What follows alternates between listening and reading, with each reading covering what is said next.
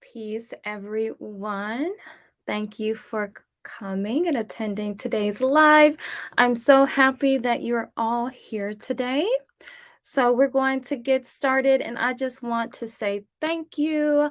I reached my first milestone with my first 100 subscribers, and I do not take that lightly. I am so happy that you are seeing value with my content and with the things that I have. And I have so much in store for us on this channel. So I just want to go ahead and let's get started here. So, as you know, this is part 2, Women of the Diaspora. And we're going to get started here. Just one moment. So let's see here. Okay, guys. So I just want to do a little housekeeping. And before we bring up Hanifa and Colette. So guys, here is again my Cash App here. So if you want to support my channel, you can support my channel by sending cash out to MaatSpeaks, or you can buy me a cup of tea, and that's another way to support my channel as well. And so, as you know, I have 2 amazing ladies that are going to be joining me again today. And it has been a pleasure. I mean, we haven't even known each other, 90 days? And but they're great, great women, and I talk to them from time to time during the week, and they have really been awesome. So I am going to, I think Colette might be having some technical difficulties, but I'll go ahead and let's bring Hanifa up. Hello, sis. Hey, hey, Maat. Hi to the chat, to our beautiful family that we've kind of like, Right. over over what, a month or so. So, hi everyone, peace to everyone, peace to you, Maat. Please. Love, respect to your platform as usual. Oh, thank you, thank you. And I'm so happy that you joined me here again today. So we're going to be discussing again some of the things that we might not have been able to get to, and maybe some new things. So I'm going to before we get started, Hanifa, if you just let them know about your channel, because you need to go on to Hanifa's channel as well. Make sure you're subscribed to her. Hit that bell. She has a live coming out on Friday that I'm excited about. So just go ahead and tell them about your channel. Yes, my channel is my name, Hanifa Nayela. I actually hit my first 100 subscriber milestone today as well. So I'm super excited about that. And so my channel is more so I do post weekly inspiration or, encouragement. And that's what I started off doing. And Friday, tomorrow at 5 p.m. Eastern time, I am going to be on my platform live for the first time. That's going to be the pre-show to Conversations to King. But I'm really, really excited and nervous at the same time. But I know you guys got me. So I am trying to like shake the jitters. And tomorrow we're going to be discussing the whole idea around I don't need a man. And it is an open discussion. So I will be welcoming people to come on the platform and have the conversation. So yeah, that's it.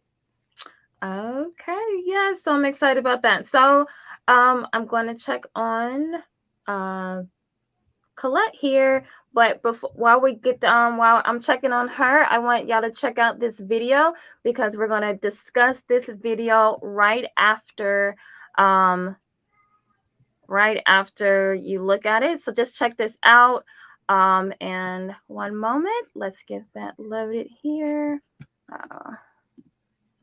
Let's see. All right, y'all. Do you support reparations for Black people? Well, listen, again, we had over 200 years of slavery. We had Jim Crow for almost a century. We had legalized discrimination and segregation, and now we have segregation and discrimination that is not legal but still exists and is a barrier to progress. We have disparities around housing. We have disparities around education. We have disparities around income. And we have to recognize that everybody did not start out on an equal footing in this country. And in particular, Black people have not. And so we have got to recognize that and do something about that and give folks a lift up. That's why, for example, I'm proposing the LIFT Act. Give people who are making $100,000 or less as a family a tax credit, which will benefit and uplift 60% of Black families who are in poverty. So by default, it affects Black families, but there's not a particular policy for African Americans that you would explore. But no, if you look at the reality of who will benefit from certain policies, when you take into account that they're not starting at the same place and they're not starting on equal footing, it will directly benefit Black children, Black families, Black homeowners, because the disparities are so significant. So if we focus on the specific issues that have resulted in the greatest disparities, and we understand that that's part of why we're doing it. Listen, the reality also is this: any policy that will benefit Black people will benefit all of society. Let's be clear about that. Let's really be clear about that. So I'm not going to sit here and say I'm going to do something that's only going to benefit Black people. No, because whatever benefits that Black family will benefit that community and society as a whole and the country. Right? Okay. All right, y'all. So let's kind of talk about that. So in the chat, go ahead. Tell me your thoughts on what you just heard. And Hanifa, let's kind of unpack that a little bit. I'm not getting into politics here. So whatever you feel about politics, that's fine. That's not really what I want to have the conversation. It's just more about when we talk about kind of like what happens when people of other cultures that quote unquote non-foundational Black people and they come here, and it's kind of like they're pushed to the forefront as, hey, here they are, they're successful, they're doing it, and then their priority is not the Black community, and it's more of and then also that with that not being their focus, it also kind of shows in what the things that they do. So Hanifa, I would like you to kind of touch on that and tell me your thoughts on that. Well, especially okay. As far as reparations, just watching the video, I feel like she danced around the question Right. as much as she possibly can, which is what most politicians do. Do they owe Black people reparations, specifically African Americans in this country? Because that's what I want to be clear on. Absolutely, right? Anyone that has an issue with African Americans fighting for reparations is, in fact, any Black person in the diaspora, any Black person in the United States should actually be on board with not trying to get a cut of it necessarily, but to definitely help support that cause, right? And to help support African Americans toward in that cause. Because the reality is a win for them is a win for all of us. Honestly, that's how I see it. I just think she danced the wrong it like any other politician. They, you know, there's I'm trying to be careful how I say this. There's like money that's going around, right? For different atrocities done to different, you know, people, right? But when it comes to the people in and the United States is all up in the business, right? Mm-hmm. All up in it, all just giving money here, giving money there. But when it comes to African Americans, they are looked over, stepped over, you know, and told to, you know, just work hard and, you know, pull up your bootstraps and work harder for what you got, as if to say the reason why you want reparations is because you don't want to work hard. And that's Right. really not the argument that's happening. I think even whether it's Black politicians, white politicians, politics is a really tricky arena. There's a lot of compromise that has to happen. Compromise of your values, your beliefs. You can go in there with a strong mind, ready to do your thing, and I just think it's a beast that if you don't cooperate, you're going to have to exit it. In fact, the people who are in the mindset almost like the spook who sat at the door, they figure they're going to infiltrate, they actually end up getting swallowed up oftentimes, right? So politics is a very interesting arena. It's a big old beast. There's a lot of corruption there. And so I just think that Black people have to recognize that no one is coming to save us. No one is coming to save us. And I know sometimes we get really, really excited when we see someone that looks like us or even close to looking like us. And by the way, when you were talking, you were like, you know, these other, you know, different kinds of Black people. So, you know, the term now is they like to say Black and then they have to add and brown, right? Right. So that's the conversation. But I think Black people need to recognize that it doesn't mean that you don't fight for what's owed to you. Not at all. But also recognize these two things can happen at the same time. Recognize that no one is coming to save you. Reparation is not a savior thing. It's something that's owed, right, to the people across the diaspora, right? Not just America. There's those of us in the Caribbean. There's those of us on the continent that's owed reparation as well. But it might not be our fight here in America, but it doesn't mean that I cannot support my African American sisters in that fight, right? And then when if Caribbean people get together and say, well, you know, the Danish owe us reparation, the British owe us whoever owes us reparation, then African Americans can also support in that cause as well. But I think it's really important to really take that stance. Also teach your children, ain't nobody coming to save us. We're going to have to figure this thing out. Because at the end of the day, politics has never been for us in this country. It never has. You know, it's they use Black people, they get the votes and whatever, and then they discard of Black people, right? Like it's like, okay, you got me in, thank you. Right. You can close the door now. You know what I'm saying? But for me, my question to us is always, how many times does that have to happen to us before we take a hint, right? Before we get the message. So that's my take on that. Honestly, she danced around the topic like all of them do.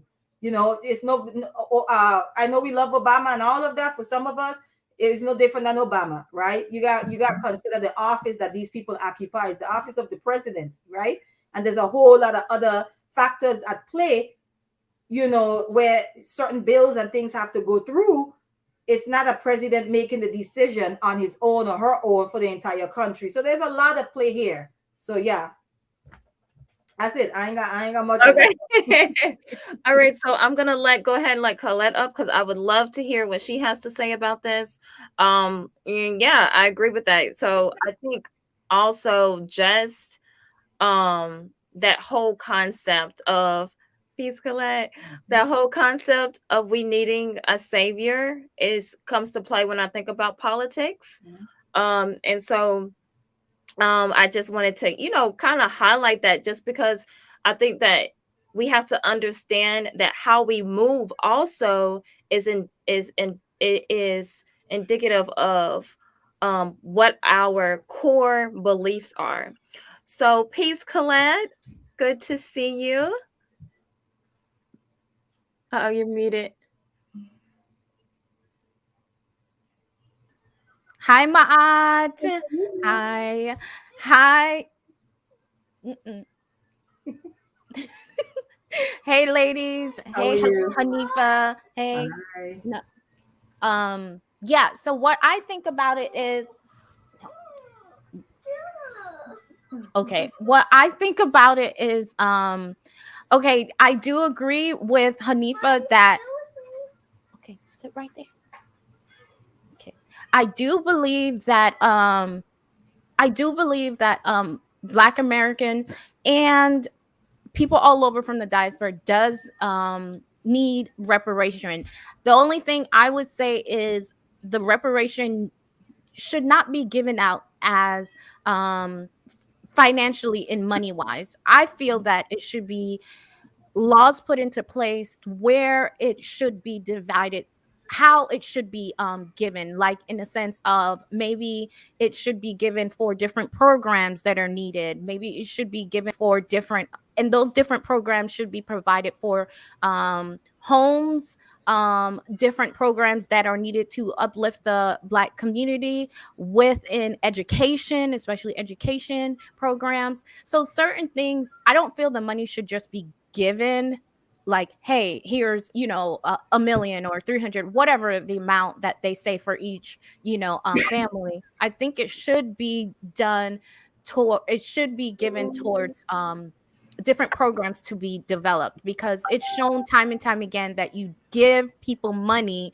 and what happens, it's not being spent wisely. So if we have certain things in programs, then therefore we could actually see it, right? We could actually see it and it's tangible, and so it could be used. And as far as Kamala dancing around it, I do agree in that. I think she knows that it's a touchy place for her. So if she touches that subject, it's kind of like, wait a minute, you're choosing a side. Hold on. I thought you were, mixed, or you're for all the entire people. You're for all of America, but mostly you're for this specific group. So now you're saying you want to do something for Black people. Hold on, like, now you're getting too radical. This is too radical. So I think she knows that she has to walk a fine line in saying what she says when it comes to the Black community. That's kind of how the vibe I get from her.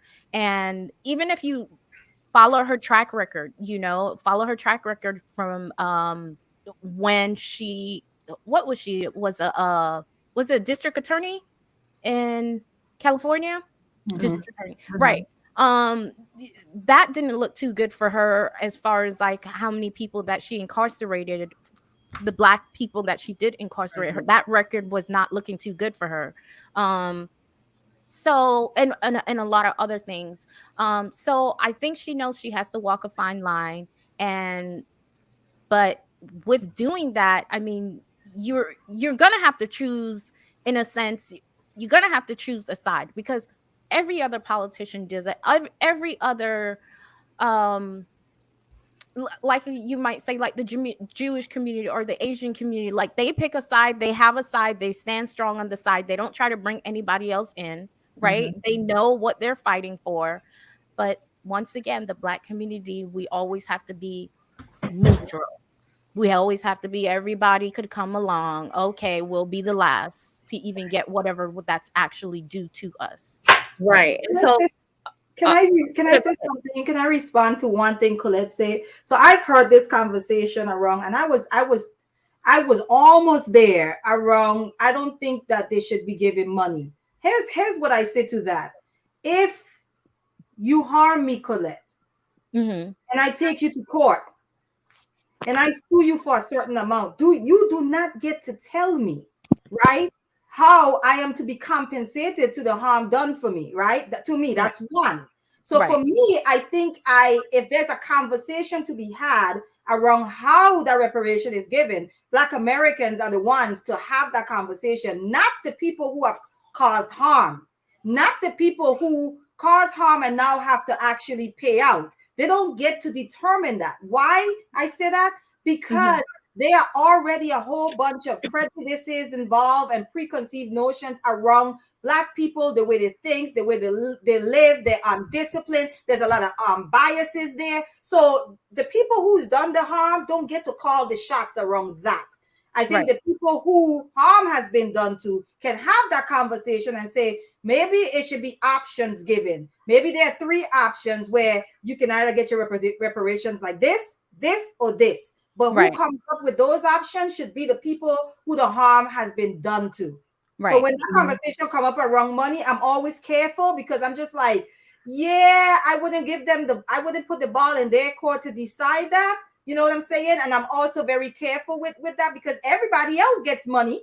What is it that's so different about Black people that they can't handle getting money? So that's why I kind of tread the line around that. Yeah. Okay. So so let me answer that for you. And you said, what's the difference? The difference is with all these other communities, they do have one particular, where you could say one particular leader, whether it's a leader that's an organization and it's not an actual name of a person, but they do have one particular leader where they say, okay, if we are going to give money out, it's not going to go to the entire individual community. It's going to go to that particular organization, and that organization now divides it out. But with the Black community, can you actually say, okay, there is just one organization that we can say that this organization is the head of the Black community and they are responsible for accepting this money and dividing it out? I can't. I feel that it's actually very, very divisive. It's more so of everyone for themselves. So that's why I'm more so of, that's the difference. I'm more so of, okay, if you're giving out to everyone, then the ones that really need it and really are going to say, you know what, I'd rather have this amount of money be put into my community, so therefore I can have better healthcare system, I can have a better education system. Those ones are not going to be able to put the money to use as best as if the ones who got the money and said, you know what, let me go buy some shoes with it, or let me just buy another Benz or buy another house, as opposed to it could be put together all together to put together for a greater use for the community. It will just be dispersed. And that is the big difference. There's not one organization for the Black community that we could look to say that, give it to them. They are our spokesperson. They are going to do right by us. I mean, the problem with that too is just the fact that anytime that we do have an organization, they're either going to tear it down or it gets infiltrated. So it's a trust factor there. That's why, in essence, they're trying to fight for individual reparations as opposed to it going into a group. Exactly. Because I mean, who can we trust? Like, exactly. You know, Dr. Henry Clark said we have no friends, right? So, and then it's like we don't trust even one another. So, I mean, it's something, and I want to go ahead and just point out the difference, because we have the FBA movement and then we have the ADOS movement, which I feel like is very decisive. Go ahead. You can put the link in the chat because I want to kind of hear what Sherelle has to say on it. But let's see.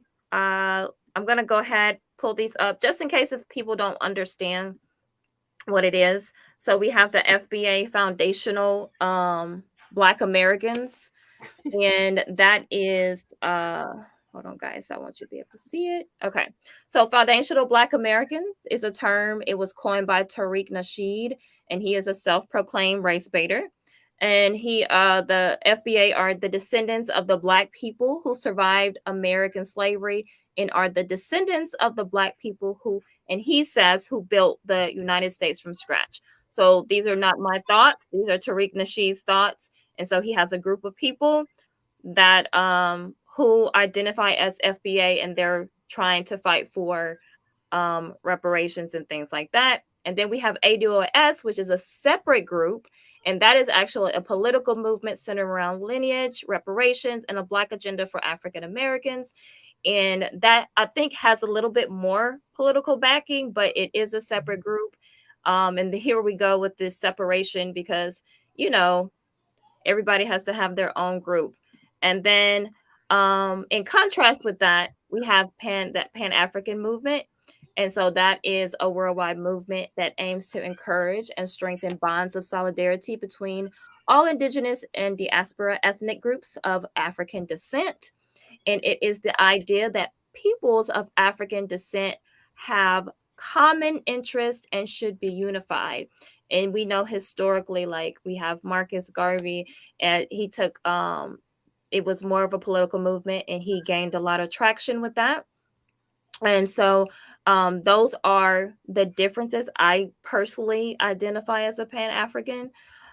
So let's continue to kind of and I don't want to, stay necessarily on that, but if the link has gone in, if anybody wants to come up and talk about that, we can. I'm kind of move on a little bit from there and kind of talk about that the whole idea behind that with other cultures of people, because even when I think about Kamala Harris, I think about her mother being Indian. So a lot of times she was identifying as Indian, and she also was pushing forward certain things in the political arena, particularly for that group. But then when it came to us, it was just like, oh no, I'm not going to do anything that is directly for you. So I know that yesterday when I was on Courtney's channel and Canadian born Nigerian, he said something that kind of made me think again, because as Black Americans, we always hear the concept of working 2 times harder. But what he was saying was he understands that concept of Black Americans having to work 2 times harder, but then other cultures having to work 3 times harder. They're told to work 3 times harder. And then Africans, he's from, he's a descendant of Africa, actually being Nigerian. He was saying you are told to work 4 times harder. So I want to get y'all thoughts on that, since y'all have lineage from other cultures. And is that a concept that is like told to y'all or preached to y'all? I could go first because Why you throwing it over to me, huh? I hear that, baby. So yes, we are yes, we are told. It's not even a telling, it's just understood that we have to work 10 times harder. We have no humility when it comes to what job you would do. If it takes you working at Burger King, and you working at Burger King, and then you go into, after Burger King, you go and clean the floors of uh a building or something like that, and you get up and you do it again. It's just understood, right? That's what you have to do, because even with certain programs that are here that we might have, let's take for instance, maybe when you come here you might get what is food stamps or any type of little little help from the government that you do get, we are still, I don't know if it's a Caribbean thing, but I do see the difference in, even when it comes to like Hispanic people, like we don't get the same amount that they do, if that makes sense. And I don't know, I haven't done the research on it. I have never been on, government assistance, but growing up, I did know, my mom did get it or go to the food bank or something like that. And it was just more so of, we're not depending on the government, to give us this and to give us that. We're appreciative of it, but we are going to work 10 times harder because we do not want to be dependent on the government. So it's just understood that this is what you do. Plus, moreover, where we come from, we don't have that. I said that last week. We don't have that. So it's like, and some people do get dependent on it when they come here. So it's like, oh, wow, free money. I don't have to work as hard. But overall, it's just understood that we didn't have this. We don't need a handout for anyone. We are going to go ahead and get it on our own. So, yeah. Okay. Hanifa, what do you think about that? I hate it a lot. I hate to hear it. I hate the fact that we've accepted it and normalized it in our community, to where we pass it down like a recipe to our children. I hate the idea that you work 10 times harder so that someone else don't have to work as hard, because that's really what's happening. Yeah.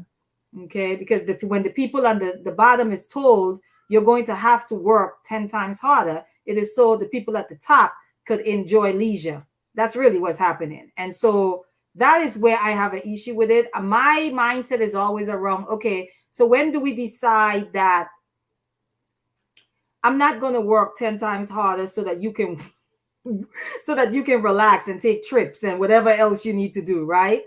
I think there's a conversation that Black people have to have around that, because it really is slave rhetoric. It is, our people has always worked 10, 20 times harder so that someone else can sit on their balcony with a fan in their hand and call our men boys. Our people have always done that in this country, right? It is still, to this day, we're still doing it. And yet we're saying we've been emancipated. And yet we're still conducting ourselves and our thinking like slaves. So when I decide I'm going to pass that down to my child, I could say to my child, go out there, be your own boss. I could say all of that. But I don't know that I want to drive it in them that, you have to work 10 times harder. I could tell them their history. I could tell them the history of their people in this country. I could tell them about capitalism. I could tell them about those things so that they can know how to navigate the system, right? But it's not something that I think I want to have a conversation I want to have with my sons about working 10 times harder. I think the conversation I want to have is why we have to work 10 times harder. That's where the work needs to be done in my head. Because there are a lot of systems and things in place. And this is where I get a little bit like frustrated with us, because it's almost like a complacency. It's almost like it's almost like a surrender, right, to what is. And yet what is detrimental to us. What is hurting us. And then we still say things like, it is what it is. I'm not saying that we can't acknowledge that, yes, we are in a condition, in a position, and there are systems in place in this country that actually makes us have to work 10 times harder. Yes, we can acknowledge that. But we can also say there's something to be done about it, versus just laying down and accepting it and passing it on like recipes to our children. That's what I think about it. Yeah, and I definitely agree with that, Hanifa. And in that whole concept of we're passing on, and we've talked about this before, that's in essence, we're passing on a survival technique, because we're in a system that is not our own. And so what happens is even, and it's not even just, to me, it's a cultural thing. I think it's all Black people have decided that this is what we're saying to our children, to work 10 times harder. And then that gives the perception that if you work hard like that, that you're going to be successful. But then on the other end, we have this whole idea of, even if we do work that hard, that is only room enough for one of us. It's only, or a couple of us, or, you know, you have that whole concept of being the token Black person, or a company filling their quota. So once that quota is filled, it's not room for all of us. And so, you know, that's hard, because that, what that does is then it creates that animosity amongst one another, because we're already competing with one another for many different things. And then we're also competing with one another for resources now, because our resources is coming from a job. Our resources is coming from a job that we're fighting for, which we're also told to work 10 times harder for. So it's definitely an issue in our community to continue to create, you know, to have that narrative. So how do we even change that narrative? What do we do? Because to me, it comes a lot from the fact that we are in this system that does not belong to us. Like it's not our system. So it's a whole nother space. So how do we even change that narrative and say, well, are we talking about creating jobs, creating our own spaces? What are we going to do to change that narrative? Well, I can. if I could just respond to one thing, and then Colette, you could go ahead. Maat, you said there's not room for all of us. I beg to differ. There is room for all of us. Here's the issue. The people at the top have convinced us that there isn't room for all of us. Right, Because right. here's the reality. If I'm at the top, right, and there's some wheels at the bottom that has to keep that needs to keep, you know, the hamster wheels to keep the machine going. I could hoard all of the resources. Let's say I hoard all the resources here, and I tell you, out of 100, I'm only presenting to you that there's only 20%. The way that I get this machine to keep going is to tell those at the bottom that it's really a first come, first serve. Because once I tell them that, once I say there's not enough room for everyone, so it's a first come, first serve, those wheels start to go real fast, right? Because no, those people at the bottom is competing. While they're competing, what they're doing is maintaining, right, the machine. Because the faster they run on the hamster wheel, right, the more the machine is pumped. Right. Okay? So someone at the top says, no, we really only have 20%, when in reality it's 100%. So that's the only thing I have a little bit of pushback on. There is enough, right? Well, the reason, okay, I'm sorry. The reason I do say that I do believe, like, for example, us in this YouTube space, we know that there's so many people. Like we have a group of people in our chat right now, right? But we'll have the mindset of, I have to compete against you. You know, we'll have that mindset. But the issue that I do that I see is that when it comes to higher earner jobs, like bigger companies, that they're not hiring a lot of Black people. Like they're not hiring. So let me ask you this. Are we saying that we're not going after those jobs, even though they're higher earner jobs? Or are we saying that we need to find jobs that are more linked to us because there's enough of those jobs for us? Like, because what I see is that they're not going to hire hundreds or thousands of Black people for their company, but they will hire hundreds or thousands of people for low-level jobs. So that's kind of where I'm at odds with it. So what I'll say to that is, I feel sometimes we also, us as a people, don't take enough responsibility when it comes to that, right? There's always, of course, there's a system set in place, right? However, I feel that we sometimes could be our own detriment. So when we talk about people at a higher level, right? It's when we get into that position, are we looking back and saying, okay, I'm going to pull up, Colette, I'm going to pull up I'm going to pull up, Hafina. Are we doing that enough? I don't think so. And because once we get into that position, we are feeling that, no, I'm the token one. I have to remain in this position. So I cannot bring up my aunt, because my aunt is going to compete with me.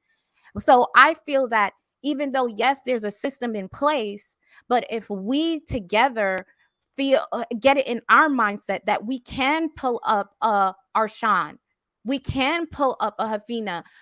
I don't care what the system has to say in place.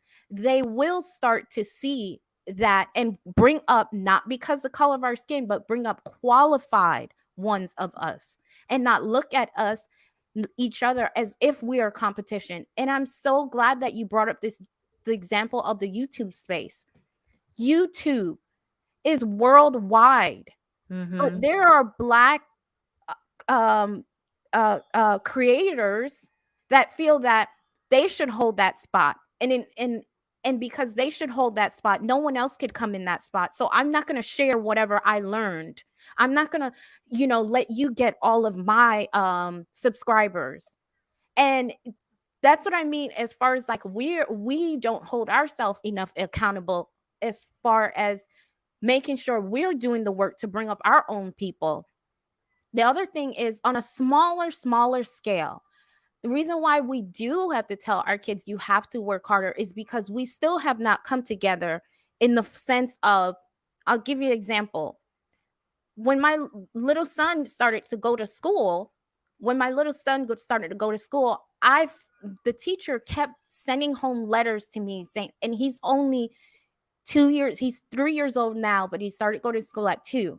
She's saying, oh, he's not holding the pen right, or he's not focusing when we're reading. I mean, silly stuff.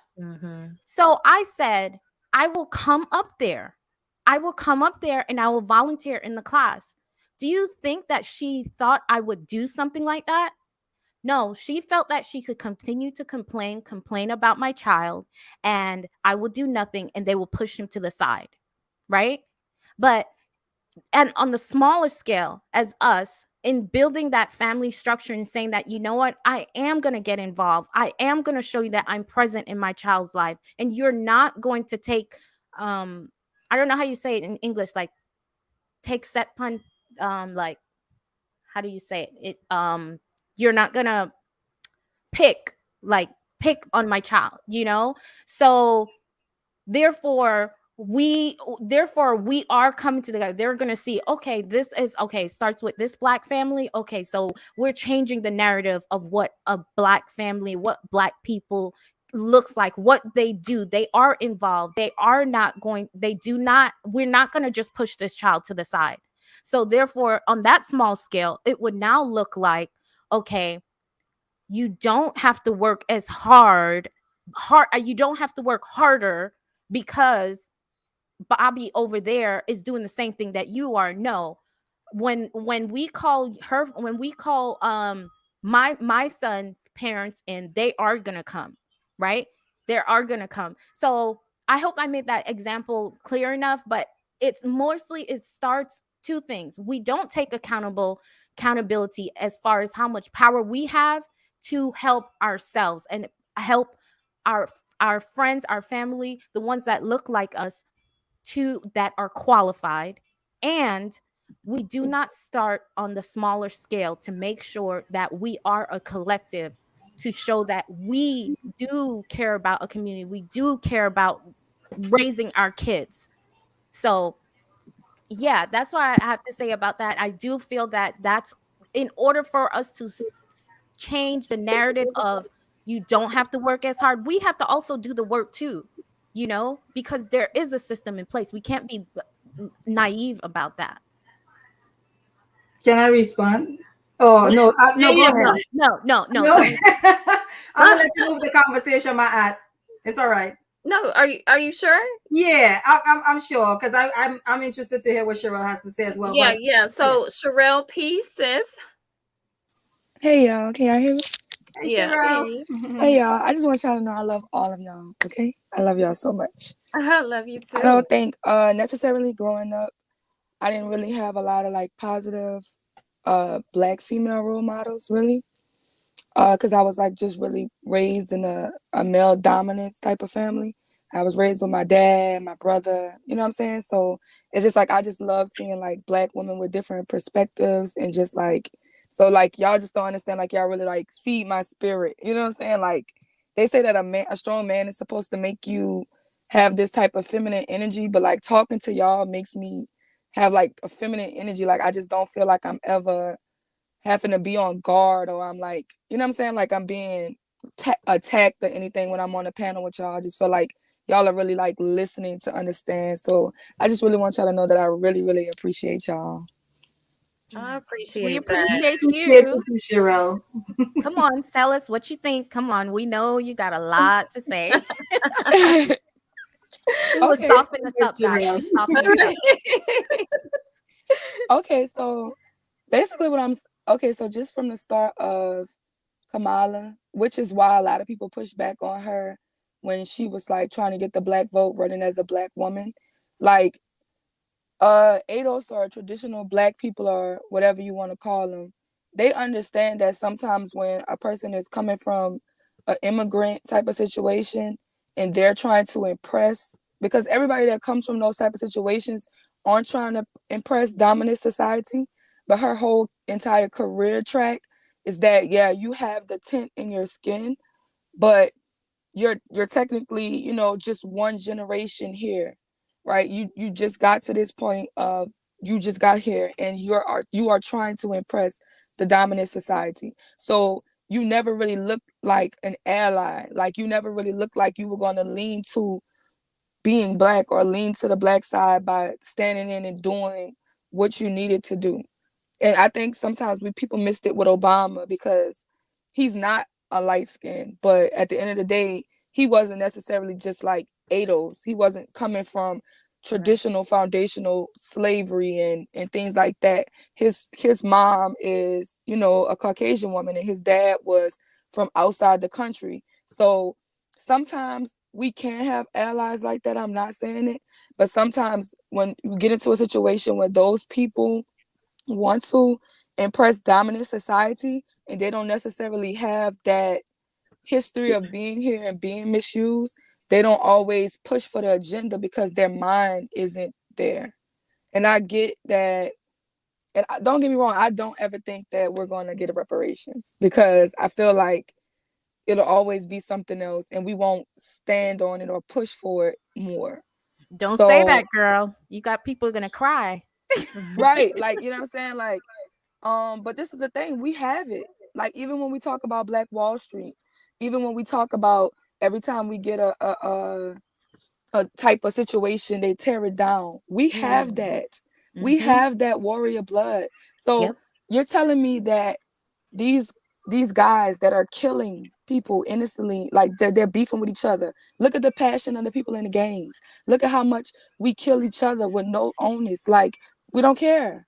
Look how much we go to jail. It doesn't matter how much you see people do crime, sell drugs, become drug kingpins, and go to jail. People constantly do it. So we already have that tenacity. We just have to change it.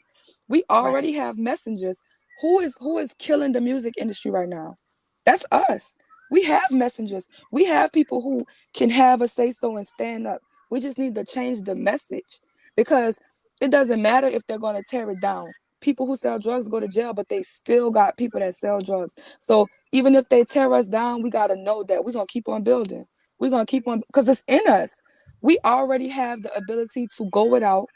Majority of African Americans live under the poverty line, or we're really in middle class, low middle class, you know. So we already know how to make something out of nothing, and that's the beautiful thing about us.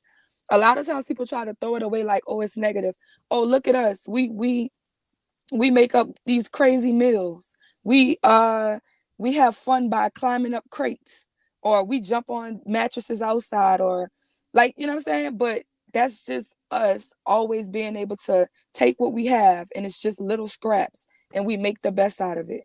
Even our dialect, if they call it, like, you know what I'm saying, the way we talk, what we've done to English.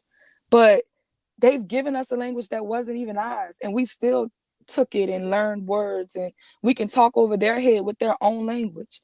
but it'll just be looked at as it's trash. But the beauty of us is that we can sacrifice, we can live in lack, and we can make the best of our situations.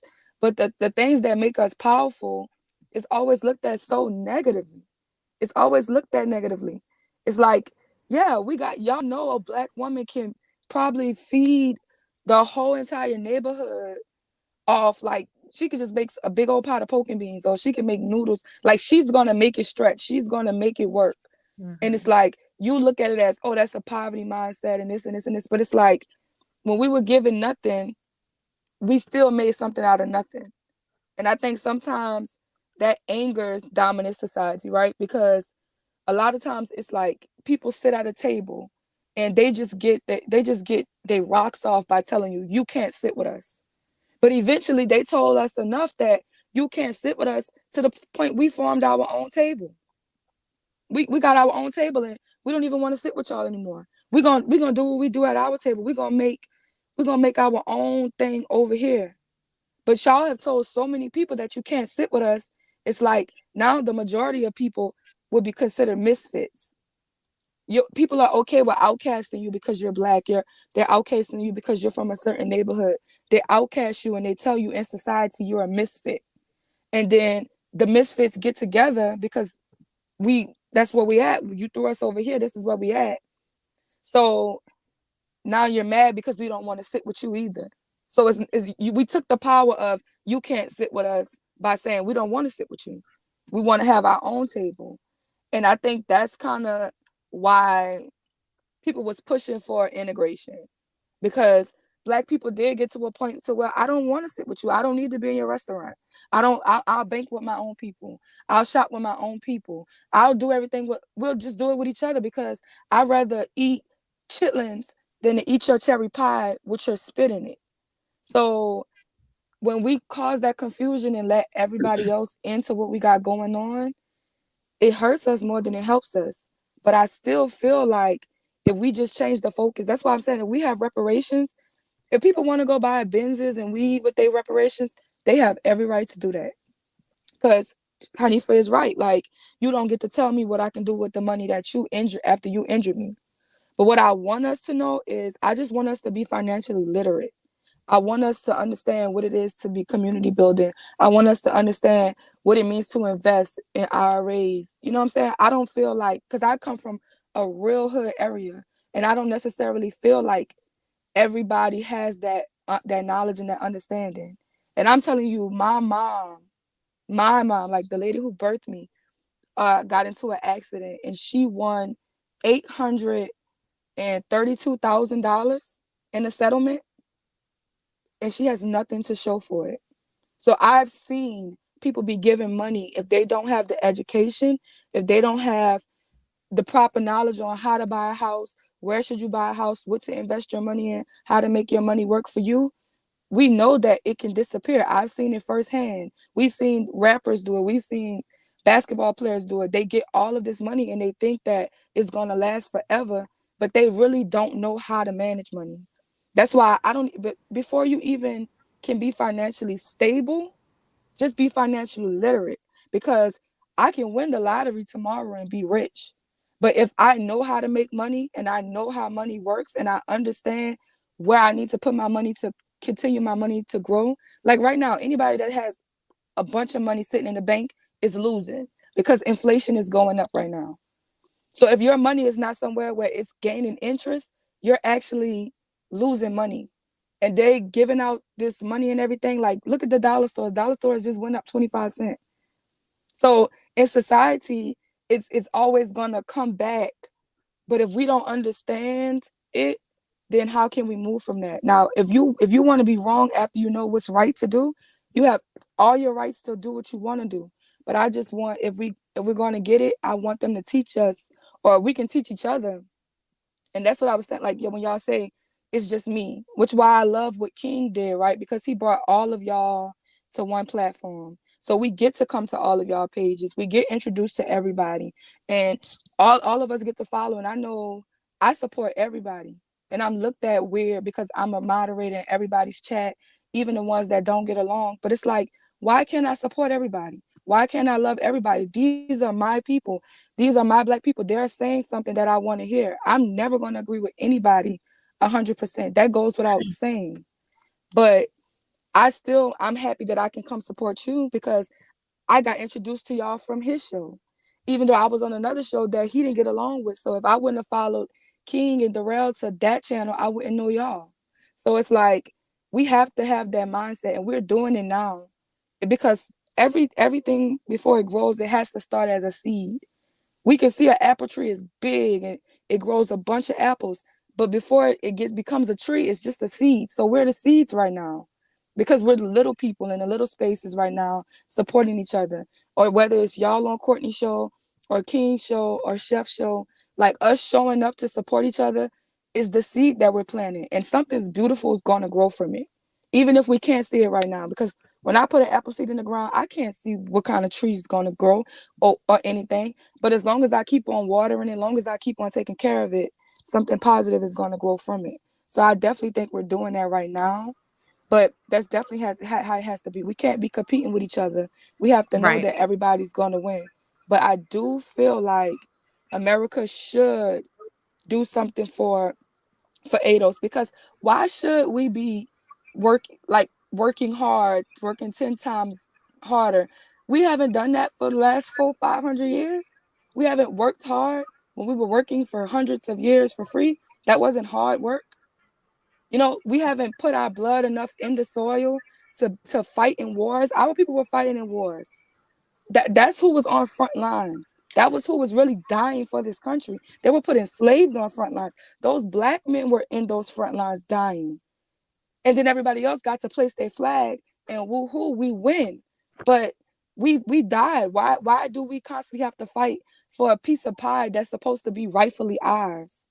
So Sherelle, so speaking on that, when it comes to like getting those reparations, even if we got those reparations, what is going to keep them from taxing the mess out of that? Like, so a lot of times, like when we talk about things, because even when you talk about yesterday, there was another conversation, and it was like we are at a better place as Black people than we were like I think they said like 50 years ago or however long ago. But then when you kind of put in inflation with that, and then you put in credit and all of that other stuff, that are we really at that same, are we really better? So in essence, it's kind of like I feel that we have a sense of that we want to operate from their system instead of going in and creating our own kind of system. Because are we ever going to survive in their, I'm going to even say survive, we can survive in their system, but are we ever going to flourish in their system? No, never. Even with the whole idea, and I get it because it's cringy to think about polygamy, the whole idea of America saying that the nuclear family is where it's at, and that's the only way you can have a successful family, that is a direct shot at the African American community, because they know we don't have enough men for every woman to benefit from the nuclear family. So no, we can't play their games, because don't get me wrong, some of us can win. Maybe 1 out of every 1,000 can win playing their game. But the game isn't set up for all of us to thrive. It's just not. Because if tomorrow all the Black men say, okay, we're going to go marry all the eligible Black women, there's still going to be like 3-4 million Black women unwed. No man to take care of their kids, to take care of them. So there is no way that we can win playing their game. Some of us can win, maybe 1 or 2 of us can win, but if I'm the only person that's winning, and I'm the only person that got out the fire and the whole house is still burning, is that really a win? But that's not the only way though, Sherelle.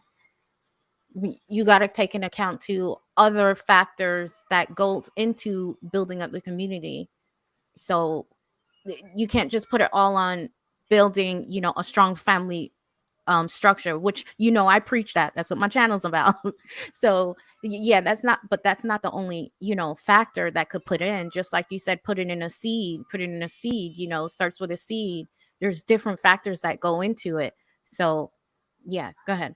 Right. And even what Maya was saying about them taxing it, you know that, do people know that if you buy land and you put an animal on the land, you can't get taxed? You don't have to pay property taxes because you'll be considered agriculture? Do you know that the Amish people, which I drive trucks and I never knew these people existed, but like literally they let them be on the streets and you cannot run them over, but they really ride horses and buggies around the streets, right? Those people aren't getting taxed. There are special groups of people who have came with it, but that's financial literacy. That's under, you know what I'm saying? That's the understanding that we need to have, that literacy, that, okay, if you are going to make a bill for us, make sure it's not taxed. Make sure it's not the just, oh, we're going to give y'all $10,000. Oh, we're going to give y'all $1 million. Like, you got to read the small print.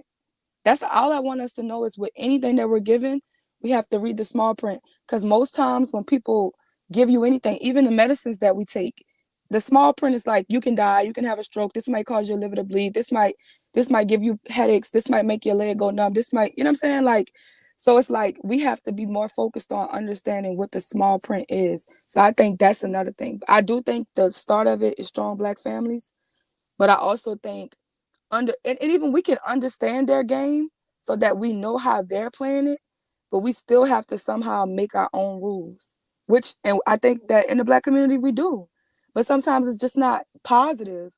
If we can switch some of the negative things that we do into positive, we already have the strength. We already have. We're too busy trying to, that was my point. That's why I let Cheryl go.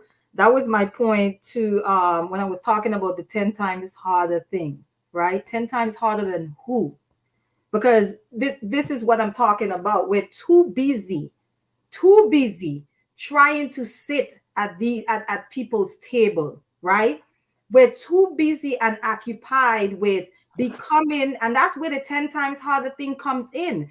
My solution for that is people need to individually begin to unplug from these things, because when you say 10 times harder, right? Let me tell you what I hear. I hear by any means necessary, right? So that means you go into the workplace, your beautiful natural hair now has to become something else so that you could thrive in that environment, right?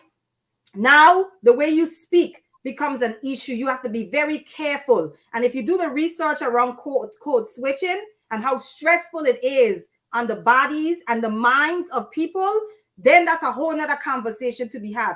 Black people have been told for forever in this society that they are less than human. And I think the 10 times harder thing factors in that. You're working as hard because you're trying to prove to somebody that you're human.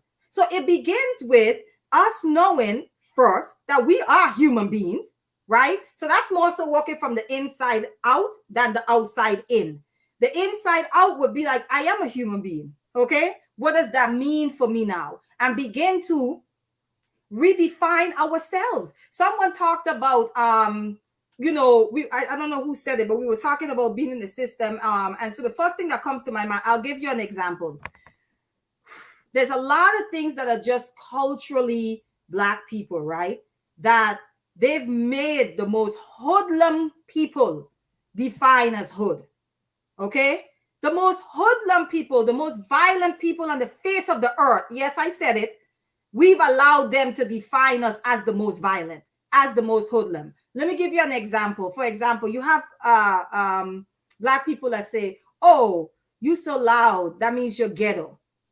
The reality is, I tell Black Americans all the time, y'all need to go sit among some Caribbean people who do not live in the United States.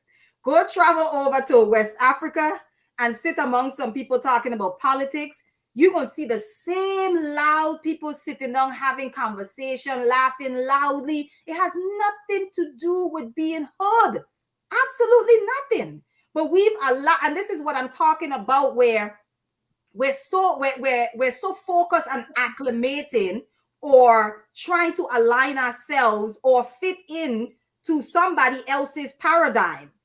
Okay. And that's my pushback on the 10 times more thing. I get it. We are in a system, but when do we begin to have a conversation around there is something diabolically wrong with the system? Our people are dying at the end of the day, and we still want to be complacent and say, well, this is what we have to do, this is what we gotta do. And my thing is like, when do we pull the bottom out?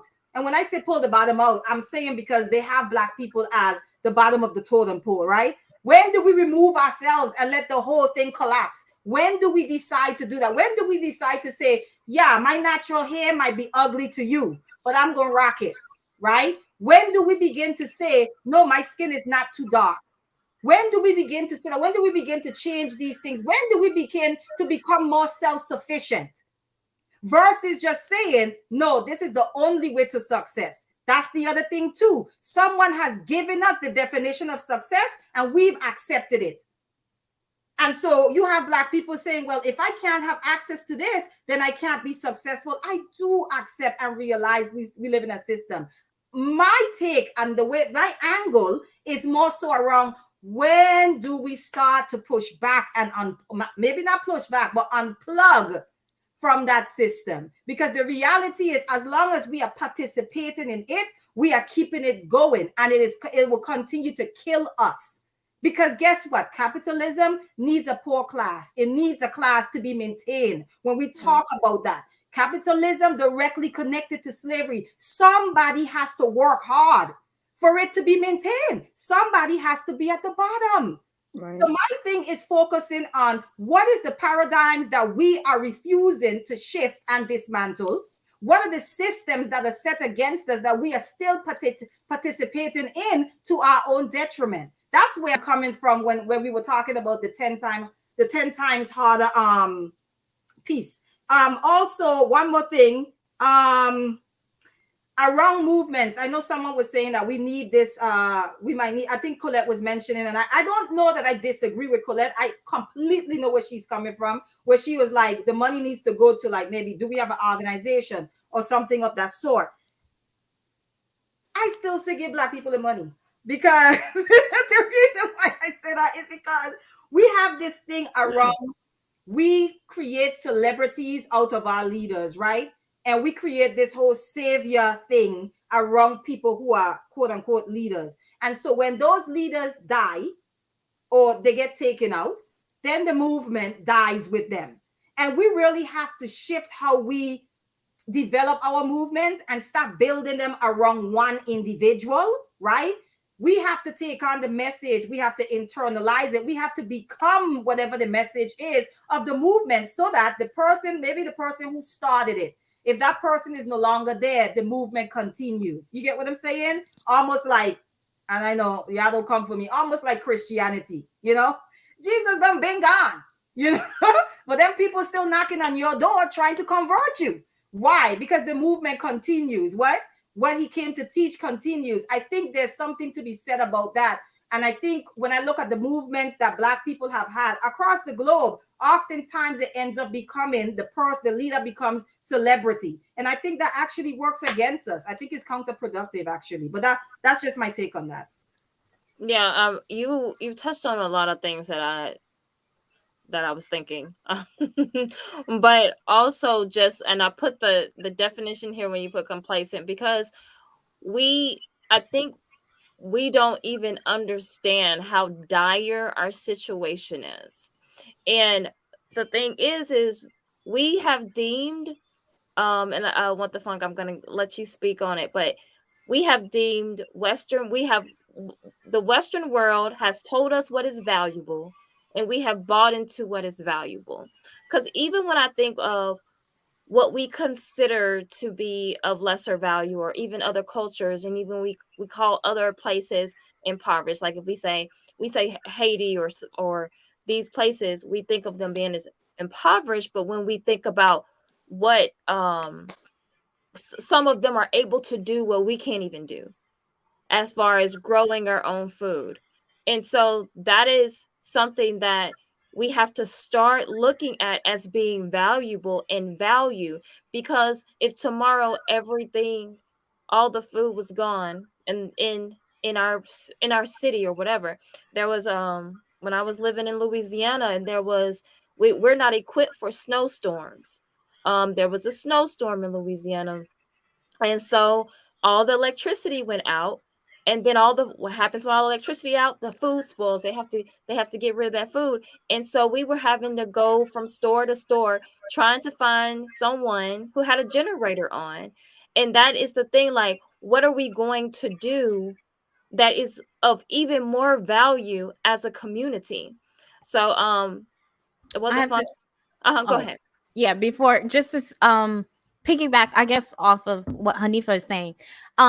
So what, or to answer what Hanifa is saying, you kept saying, when are we going to when are we going to, get out of the, shift, get out of the system and realize that we don't have to keep saying work 10 times harder. And I say to that, when we'll get out of that is when we start to create and to support each other.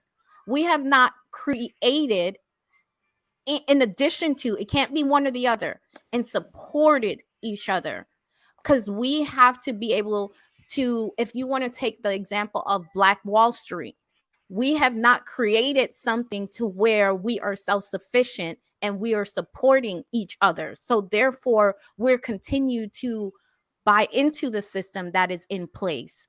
So if that system that is in place, it's like they created that building. So if they say, this is their building, we don't want you to come in looking like this, we have two options. We could either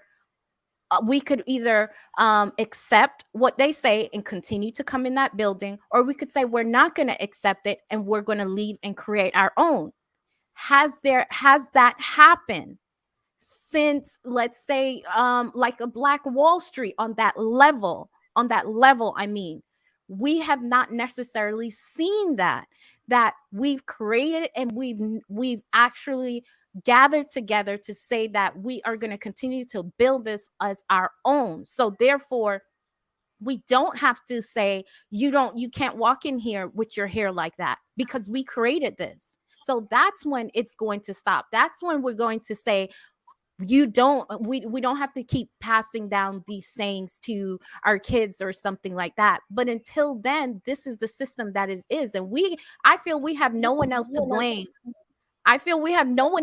But ourselves. Because just like Sherelle is saying, that we do have a lot of power. We do look at all the things that we do put our energy towards, right?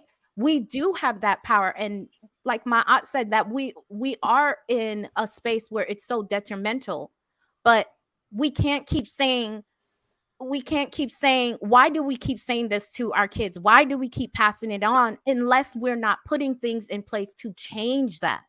It's to change that, not just saying, okay, change the mindset. Okay, we change the mindset. Now put something in place, because talk is cheap. Put something in place now. What is in place? What are you creating? So we could come together after you create it. Who's going to come behind you to now support it and make sure that is passed on? That's not being done. We can start by educating our own children. Of course. Right, because here's the reality. We might not have the power on a mass scale, but here's where you have the power first. You have the power in your homes. So when you're saying we are not putting these things in place, I say to that, a part of it is we have to be willing to let go. We have to be willing to stop seeing ourselves as inferior. That's the first part. Because until you look and say, wait a minute, I could do that and probably better, until we can actually see that thing that we desire so much is actually destroying us and making us sick, we'll never begin to create our own. So like, in fact, until we understand, right, what the education system in general, right, does to the mind of our children, Black boys in particular, okay, Black boys in particular, until we realize that, then we will never decide that we're going to homeschool our children. So when we discuss these things, we have to discuss exactly what the issue is, because some people are just living life and just participating and actually just trying to advance within the system that's actually making them sick, right? And actually destroying them from the inside out, right? Some people are just, they're not even noticing. So it's important that we point out specifically, how is this harming you? How is this harming your children? Because then when you see the harm, that's when you say, oh my, it's almost like seeing the ingredients on something and it's your favorite snack.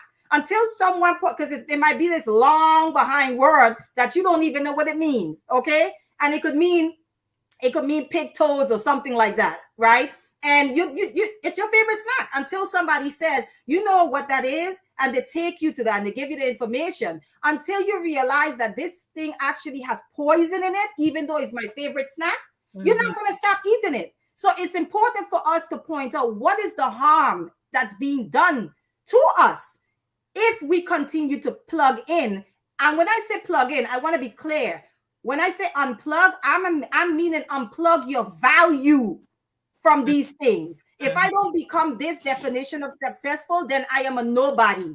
That is not true. When I say unplug, I'm talking about our value to where we don't feel good enough unless we are in close proximity. We have to be in their schools. We have to be in their neighborhoods, all of these things. So we have to see what the harm is. And then we could begin to, walk on those things. I think some of us are already doing it. But for me, the main thing is to work on what you can control. 1, yourself. And 2, whatever family unit you're connected to. That could be your mother, your siblings, your children, the nuclear family, however we see it. Start with yourself first. And then work on your family. A lot of us, we have families and we're not even doing the work. If you have a business, hire your children. I mean, we can go on and on. We need to start on the micro first before we start focusing on the macro. But it doesn't mean that I can't point out what the macro is, how the macro is actually affecting the micro, if I'm clear. Yeah. And I have some thoughts on that. I want to go ahead. We have a guest up here. So what the funk? Go ahead. Peace. Hey, what's up? I'll be super quick because you ladies are cooking, and there's a movie called Office Space that kind of speaks to this idea that I feel that really needs to be at least analyzed and brought up in the Black community, where it's simply the guy stops playing the game and he ends up winning. If you've never seen the movie, I highly recommend it. But what the lady was saying, who's above me, was absolutely on point. We have to figure out a way to detach away from the idea and the facade of what we think we are, and legitimately bring ourselves back to like a base level, like almost to Amish or Native American mentality, and build our community from that level. The problem is that we are so in love with our facade and the entertainment that we will not bring ourselves down to base level to really start to build our own foundation. And that's why I think a lot of us need to completely stop focusing on the entertainment and globally, if we just said, you know what, Black people, stop working, stop entertaining, stop doing all of this, and let white people entertain themselves. Let them go ahead and do all of this themselves, and we all as a community get together and figure out a way to rebuild our own foundation. And then once that happens, okay, we have all the NBA players, we have all the movie stars, we have all the musicians, like everybody stays on one code. That's why I always recommend Millie Fuller Jr., The Code Book. It's also on YouTube, and you can find it on hip hop cartoons with animation. But it's completely logical. And the blueprint of what we need to do is there. We just need to get off of our own facades and get out of our own ego and see big picture that we are not doing better as a community in the hands of this warden. We are in a prison. All of us are in prisons. And the wardens, we cannot keep asking them what we think we deserve or what we fought for or they don't care. We've asked for it as nicely as we can, and we're definitely not built enough to go to war with them because we will get fucking eradicated so quickly. All they have to do is turn the lights off in the grid and we will kill each other for them. So what we really need to do is completely not purge ourselves from the society, but just simply be like, okay, you all simply do not see us as equal human beings. What we are going to do is say we're alive, detach, and start to build.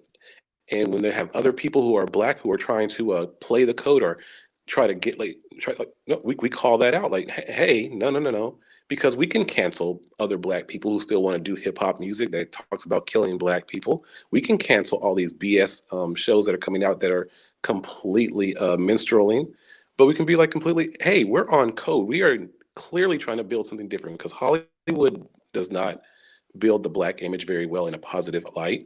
We have a load of single mothers who need men who need to be in the lives, but a lot of men won't do it so much because they don't want to be like single parent, or they don't want to be single fathers. So we really need to have a one code village mentality where it's like the way the world is going right now and the metaverse and all this stuff, we need to completely get on code, detach, learn coding as a community, start teaching our children and start teaching our children how to really navigate this metaverse that's going to be coming up in the next 20 years because we are completely behind. And on this side of the planet, these white people are getting ahead of the grain. And for us to really succeed in the next 30 to 40 years, we need to step back from entertaining all these people and learn how to really start manipulating this metaverse world that's coming up very soon. I'm gonna go ahead and get out, let you ladies keep cooking, but you all are absolutely amazing. And I'm gonna do my best to share this because this is a conversation that should be seen. And definitely look up Neely Fuller Jr. Hip Hop Cartoons Reparations. He gives a blueprint exactly of what needs to be done to improve the community, and it's only like 7 minutes long. And what is the name of that movie again? Office Space. Office Space. Okay.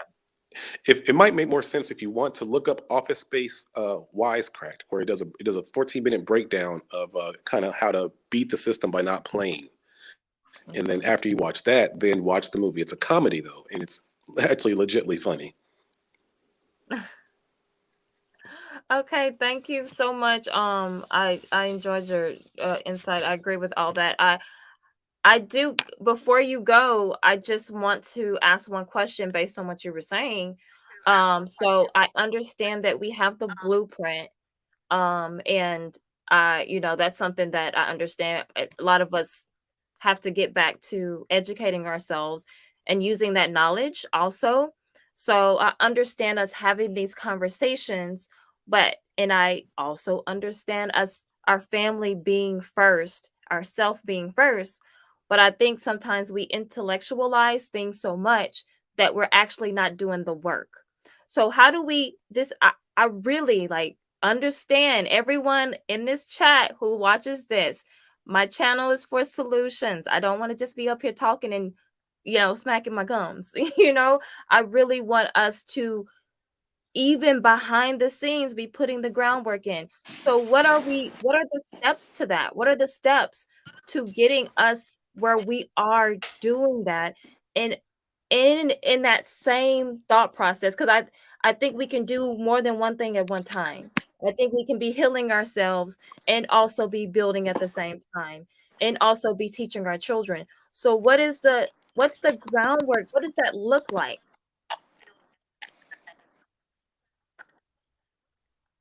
What the concrete Okay, is? I have an idea. I can give an idea, or legitimately, what I don't know how much time you guys still want to have on the show, but why don't you do this? Because I know the creator of the channel will definitely shout it out on YouTube, not on YouTube, but even on Instagram, because he has a very good amount of followers. But he doesn't really ever get ladies reacting to his work. So why don't you ladies do a live reaction to Neely Fuller Jr.'s Reparation with the cartoon edit, and then clip that, and then I guarantee you the person who's the lead of the channel will support and shout it out, and that's going to increase your subs grossly because again, he has a very loyal fan base and channels, but again, you never see women or even really anyone reacting to his work. Just an idea, and think about it. Okay. But have a moment now. It's a 7-minute video. And then after that, you can have a discussion. I don't think and then you. as you do that, I don't think you answered the question. because there's a smarter person that can answer that question for me named Neely Fuller Jr. I, So Neely, Yeah, go ahead, Hanifa. Yes, the channel's No. called Hip Hop Cartoons Neely Fuller Jr. I'll put the link in the private chat for you. Okay. Okay. And I mean, I get what you're saying. Awesome. I get what you're saying. Okay. Thank you, What the Funk. Thank you, What the Funk. And I get all of that because I think kind of what is happening is we kind of want others kind of to answer what we know or what we can get, what we can seek for ourselves. So I get that. So I think it kind of ties into the concept. And did anyone have anything before I kind of move on? Anybody have anything to add to that? Yeah, I can say something real quick. Yeah. Okay, so and my thing is, and I don't want to offend nobody by nothing that I'm saying, because I think sometimes some things can be true when you look at them, but you know what I'm saying, it doesn't sound pretty. So what I want to say is just that we need to sacrifice.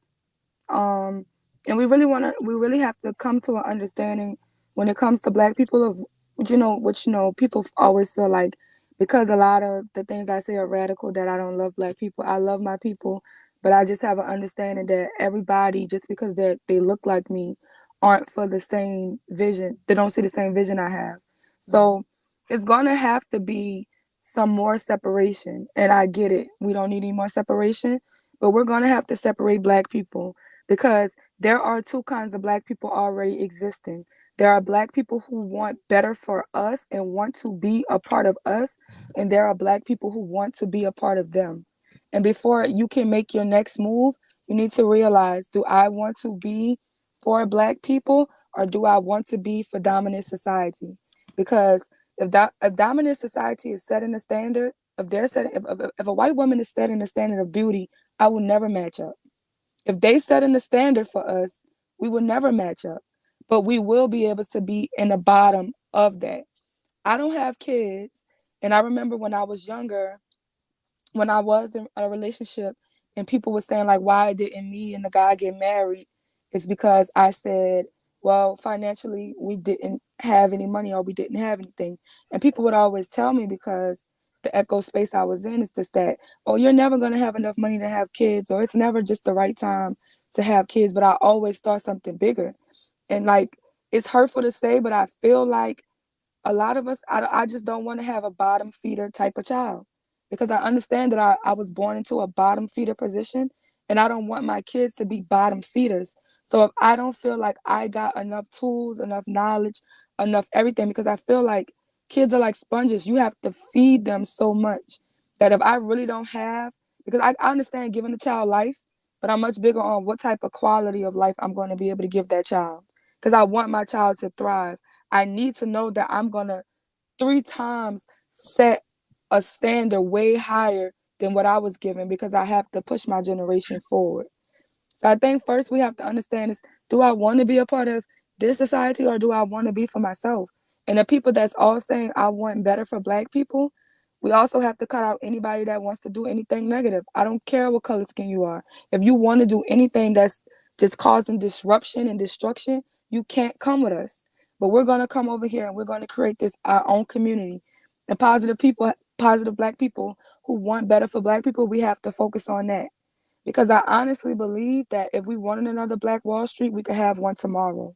But I don't necessarily believe even some of the Black people that stand up and say they're for Black people really want that. 3 major things that any society needs is a water source, an energy source, and a food source. So we can talk about the Black dollar as much as we want to, because there's millionaires. But at the end of the day, we don't own water. We don't own major food sources. We don't own major energy sources to even be able to take care of our people. Yeah, we might have shooters, but we don't make guns. So it's gonna come with a lot of sacrifice if we really want to get down to it. Because saying I'm gonna keep my Black dollar by supporting Black businesses is one thing, but are you putting that dollar into a Black bank? Most likely you're not. And then you're going, we don't make cars. So my thing is like, every time we get millionaires and every time we get billionaires, what do they give us? Liquor, Ciroc, a new clothing line, stuff that we already have. Now you have the money and the resources to actually get us a whole entire water source, but that's not what you're focused on. So I think sometimes we need to focus on putting ourselves in those type of circles, because we're going to need more than just community. Because at the end of the day, we're going to have to start producing cars. We're going to have tissue. Like, think about holding your black dollar. Think about the fact that you can't eat Reese's or the cereal brands or drive your cars. Because Black Killer Mike did a expose where he tried to live in the world and only support Black businesses for a week, and he was sleeping outside. Because how many Black owned hotels are we gonna do? And sometimes we just have to, because I know my no, Hanifa was saying like a leadership, and I'm one to say that we all need to get behind one goal. Like, I don't think King is y'all leader. I think everybody brings something different to the platform, but the goal is get everybody monetized. So if we keep the same goal, we'll win. We don't all have to have the same religion or have the same talking points. I don't think King is y'all leader, but that's where we all met. And this is his platform, but the goal is the same. So I think we have to have that type of outlook, and we have to really, really want to make that sacrifice, because we can't just, like, majority of it is just gender wars. And other people are going out of space for fun and doing all this other stuff. And it's like, we're still having this gender war. And it's like, Black women, we get so much flack for the I guess the feminist movement, but white women started it, and their men have never buckled down. So it's like we still have to understand that we're not them, and we got to stop comparing ourselves to them, because we're different. And I know we want to say, oh, all of us are human, but we're different. If all of us was human, we wouldn't have the history that we have. We wouldn't get treated the way we do. We wouldn't even have the notion to have to work 10 times harder, in which I think that's valid, because we do. But I just feel like we have to bring that togetherness. You don't get Popeyes and McDonald's by somebody trying to be selfish. If you go into the Black community, there's about 100 Black-owned restaurants. Nobody's thinking that we should all come up with one concept, because if 100 of us name the same restaurant and sell the same menu, then we can franchise it and bring it all over the world. As a truck driver, as an owner op with a little fleet, I know so many other truck drivers who are millionaires because they have a little fleet, right? And they have 25 trucks, and they're solidified because of course, you have 25 trucks, you're a millionaire. Your trucks are grossing you over a couple of million a year. But how powerful would it be for just 100 Black owner ops with 25 trucks to come together? Now you have a major fleet. You have a company with 2,500 trucks, and you're gonna gross more because companies, they're gonna work with you more because you have more trucks. You can get bigger contracts.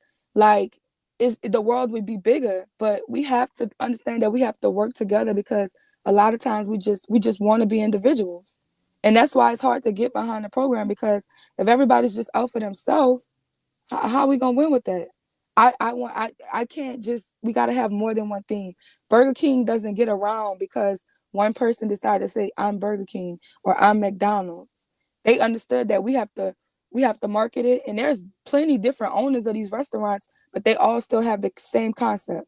You can't change the golden arches. You can't be changing the menu. You can't, like, we all have to have one uniform and one goal. We don't necessarily need a leader, because we do start changing our leaders into Jesus. We idolize them, and then when they show us that they're human, like, we fall back. We follow everybody, and then we turn them into God. And then when they disappoint us because they're not God, they're human, like, the whole idea and everything that they were speaking for just falls apart.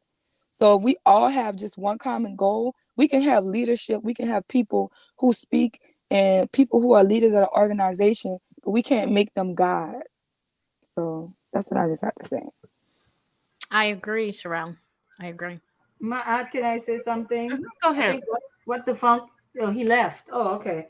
I was going to say, for those, well, what I was speaking to, what the funk, what he was talking about, Neely Fuller. So Neely Fuller is one of those people who is, everyone talks about, well, what's the code, to follow? What code can we all get on? And Neely Fuller is one of those people who try to provide that. So he focuses on 9 major areas of activity. So the 9 major areas: economics, education, entertainment, labor law, politics, religion, sex, war, and then maybe counter war or whatever.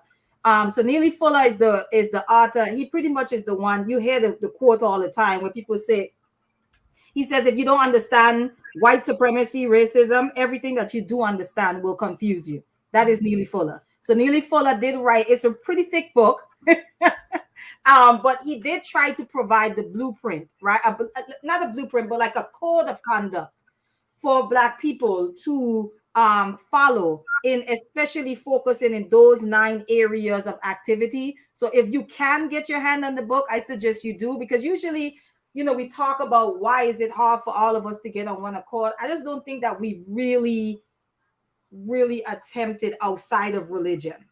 And outside of religion, I don't know that we've really tried, where someone says, why don't we all decide to follow this? And then the second thing too, we got to bear in mind is that, Black people is still diverse within their Blackness, right? We're talking about culture, and then culture, as far as Maat, when we were talking the last time, you're from Louisiana, you will find that you are very different from someone from New York, culturally. So when we talk culture, we're not just talking about people who come from outside the US. There are people right here, living right here. Southern culture is totally different, right? People in the South, you have people that live in the country. Like, we're talking culture in that sense. But knowing that, in order to have a common goal, to what Cheryl have to say, what Cheryl said, I feel like in order to have a common goal, there has to be a common enemy.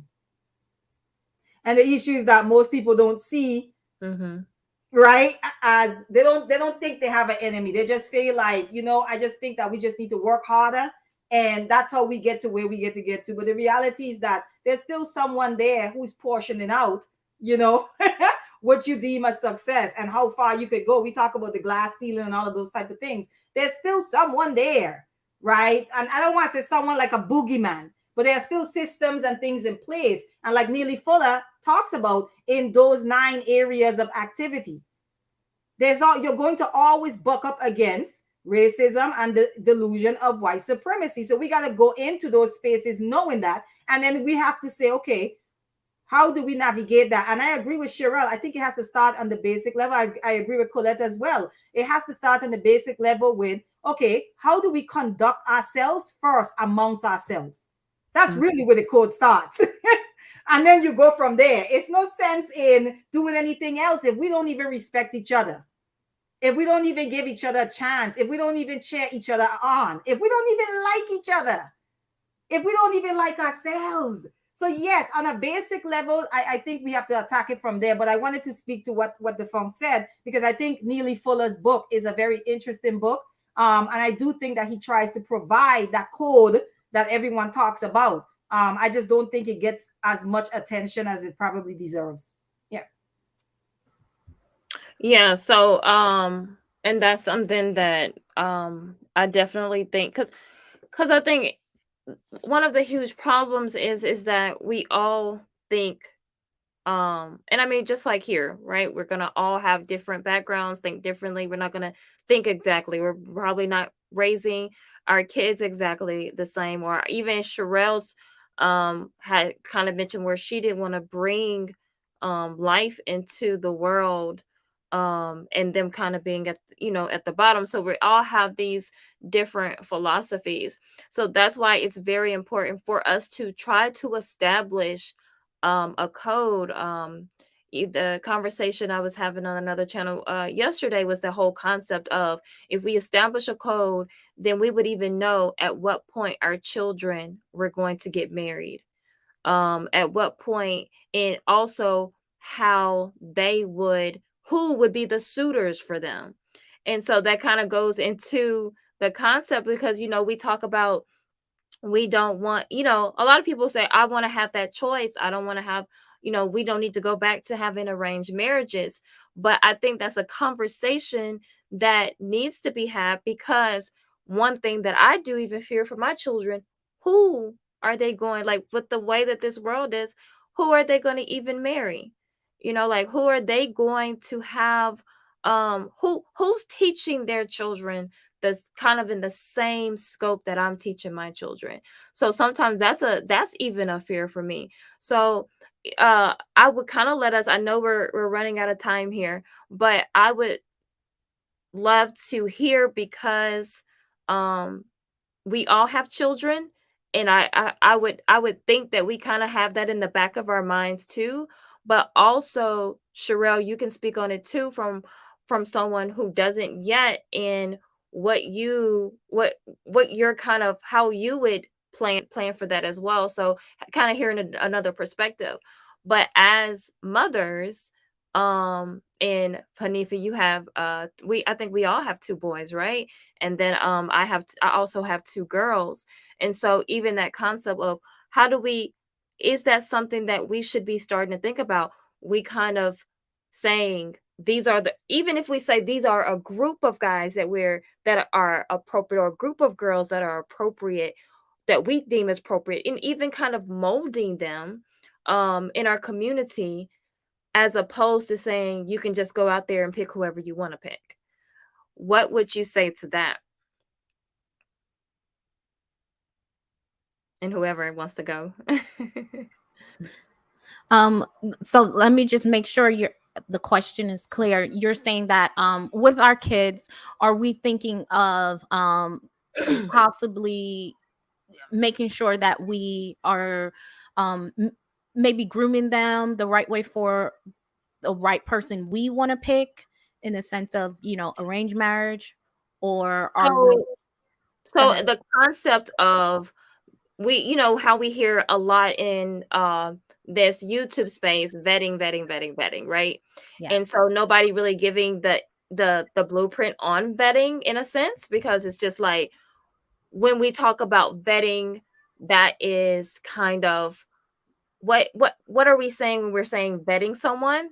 But Mhm. from a parent's perspective, if I say I want my daughter or my son to have the best chance possible Right. with relationships or with marriage, and we're talking about building community, should we be looking at it from a standpoint of, we are the ones looking for their suitable mate, and then we say that this is, even if it doesn't have to be one person, we can say these are Right. young men or young women that have been molded, and then we kind of have an it's an essence of, we're molding them, Right. and then when the time comes, hey, this is who we think you should start courting. Right. Well, to be honest, it might sound funny. I say this to my husband all the time, but I do believe in arranged marriages. I do believe in that, and in ways that I'm cultivating that for my kids is even down to the friends that I already have. Like the friends that I already have, they have kids as well, and I love the way they are raising their kids. So we even talk about it together as friends, like these I like the way you're raising your daughter and your son, so it will be great if they do get married someday. And also I make sure I put my kids in different activities that I see other parents and how they are raising their kids, and other things that my kids are I feel will have the best chance, in the sense of finding other people that have been raised in a similar way, or just to where they have similar character, strong character, what's the word, strong character. And it not necessarily has to be the same religion. But I'm making sure I'm strategically placing my kids in certain activities, and even placing myself around certain friends that I admire how they are raising their kids as well. Because I could only do the groundwork, but of course, even the schools that my I put my kids in, they're in private schools, but not just any private school. I look at, the type of I look at the ratio of how many kids are in the classroom as far as like black to white or just mixed or something like that. You know, it's very strategic. And I had to go through that like two years, you know, that's another story. But I do believe in arranged marriages. I do believe in making sure that you are putting your kids in the right environment so they have the best option to pick from. Now, what they veer off from that, I can't stop that. However, if let's say if my daughter brings home someone that we don't qualify as, for whatever reason, you know, we don't qualify as the best person for her to be with, we could only we could only do so much, right? But I guess it wouldn't be to the it definitely wouldn't be to the extent of, okay, you're gonna be excommunicated from the family, you know. But it would be some strong words as you're not gonna get this particular inheritance, you know, or you're not going to, you know, it'll be some strong words, there'll be some strong things put in place to where she would know that there are certain criteria that we are looking for her to bring home, and my son to bring home. But we are making sure we're doing the groundwork as well, so she knows what that looks like. Right. Okay. And so Hanifa, what do you think about that? I actually think that there is a more subtle vetting process that already happens. I think the first level of that vetting process is modeling certain behaviors in the home. When a father is in the home and he's modeling certain behaviors, for the most part, you know, daughters and sons, you know, sons even learning from their mothers. We don't talk enough about that as far as when, you know, sons are looking at their mothers, whether it's single parent homes and so forth, and the way she conducting herself. Two things can happen. He could decide, you know, I can't stand you. I can't stand your behavior. I don't ever want to link with a woman like you. Or he can actually say, this is familiar to me, as toxic as it may be. This is what I know, and this is therefore the type of woman that I'm going to seek out. So we already have a certain level of the vetting process. It's called modeling. That's what we do. Our children are already receiving information, whether directly or indirectly, right? And that is going to determine sort of like how their vetting process works. Another way that we already use a vetting process, another level, is what we decide to put, the spaces we decide to introduce our children to, the schools we put them in, the communities that we put them in. All of this is vetting, whether intentionally or unintentionally. It still is a part of vetting, because here's the reality. You cannot say that I would prefer my child to marry a Black person and their entire school education, they've been in predominantly white schools. You can't. It makes no sense. You know what I'm saying? So you're saying, well, I teach them to be Black and proud, but they are in schools where they're one of the two Black children. And in classes where they're the only Black child, right? I've heard a lot of Black people who are married, who have entered this. That's their story. I went to our white schools all my life, and then went to a PWI college. Some of them, when they graduate high school, deliberately go to a HBCU to get that experience, because at that point they're exhausted. So there is a vetting process that's already happening, whether we want to accept it or not. So like Colette said, be very careful what we expose our children to, the spaces that we bring them into, the people that they are around, the children that they are around. That is still a part of the vetting process, right? The last thing I'm going to say is it has to be the whole family involved when it comes to people, you know, coming together and I think there's a whole family that should be involved. And I'm not talking mother and father alone. I need the elders to be involved too. If they are grandmothers, if they are grandfathers, if they are aunties, you know what I'm saying? If there are spiritualists in the community, in your family, get all of them on board. Get the pastors, get everybody on board, please. Okay? Because that's a part of, because that person who your child is connecting with needs to know that child didn't fall out the sky. That child has a whole entire community are behind them, and therefore you don't have just mom and dad to answer to. You're gonna have to answer to this whole village. This whole village. So I think we got to get, if it's possible, get back to that. Now, do all of us have the luxury of vetting? No. Why? Because we have a lot of broken homes. Some people don't even get along with their mothers. Some people don't get along with their fathers. Some people decide to elope because they don't want their family involved in anything good. Okay, because they just see their family as toxic. So there is a portion, a set of us that just don't have that luxury. And I think we got to bear in mind when we have these conversations. And that's why I like when Cheryl is talking as well, right? Because when we have these conversations, I think oftentimes there's a certain demographic that's left out. And we end up having these conversations among people who are usually in the same class bracket or whatever that is. People like when we say, I think my aunt, I told you this, when we say, well, go get therapy, right? My king had to check me on that and let me know you can say that to the people who can afford therapy, right? But people who just don't have the resources to get. So it's easy to say that because you assume my aunt can do it if she needed to collect or whatever. But there's a certain demographic, and I feel like that's actually the most volatile demographic. In fact, that's the warrior demographic. That's the people whose mind we need to get to, and we having conversations around them. Those are the ones who will really, really bring about the change. Right. So when I say vetting, I know that there's a certain group of us that just don't have that luxury. But those of us who can, it's there are levels to it. You already start the vetting when you model certain behaviors in front of your children, because that is the filter that they are going to go out into the world and use when determining who they should partner with. Right. And then the other layer is what spaces are you putting your children into?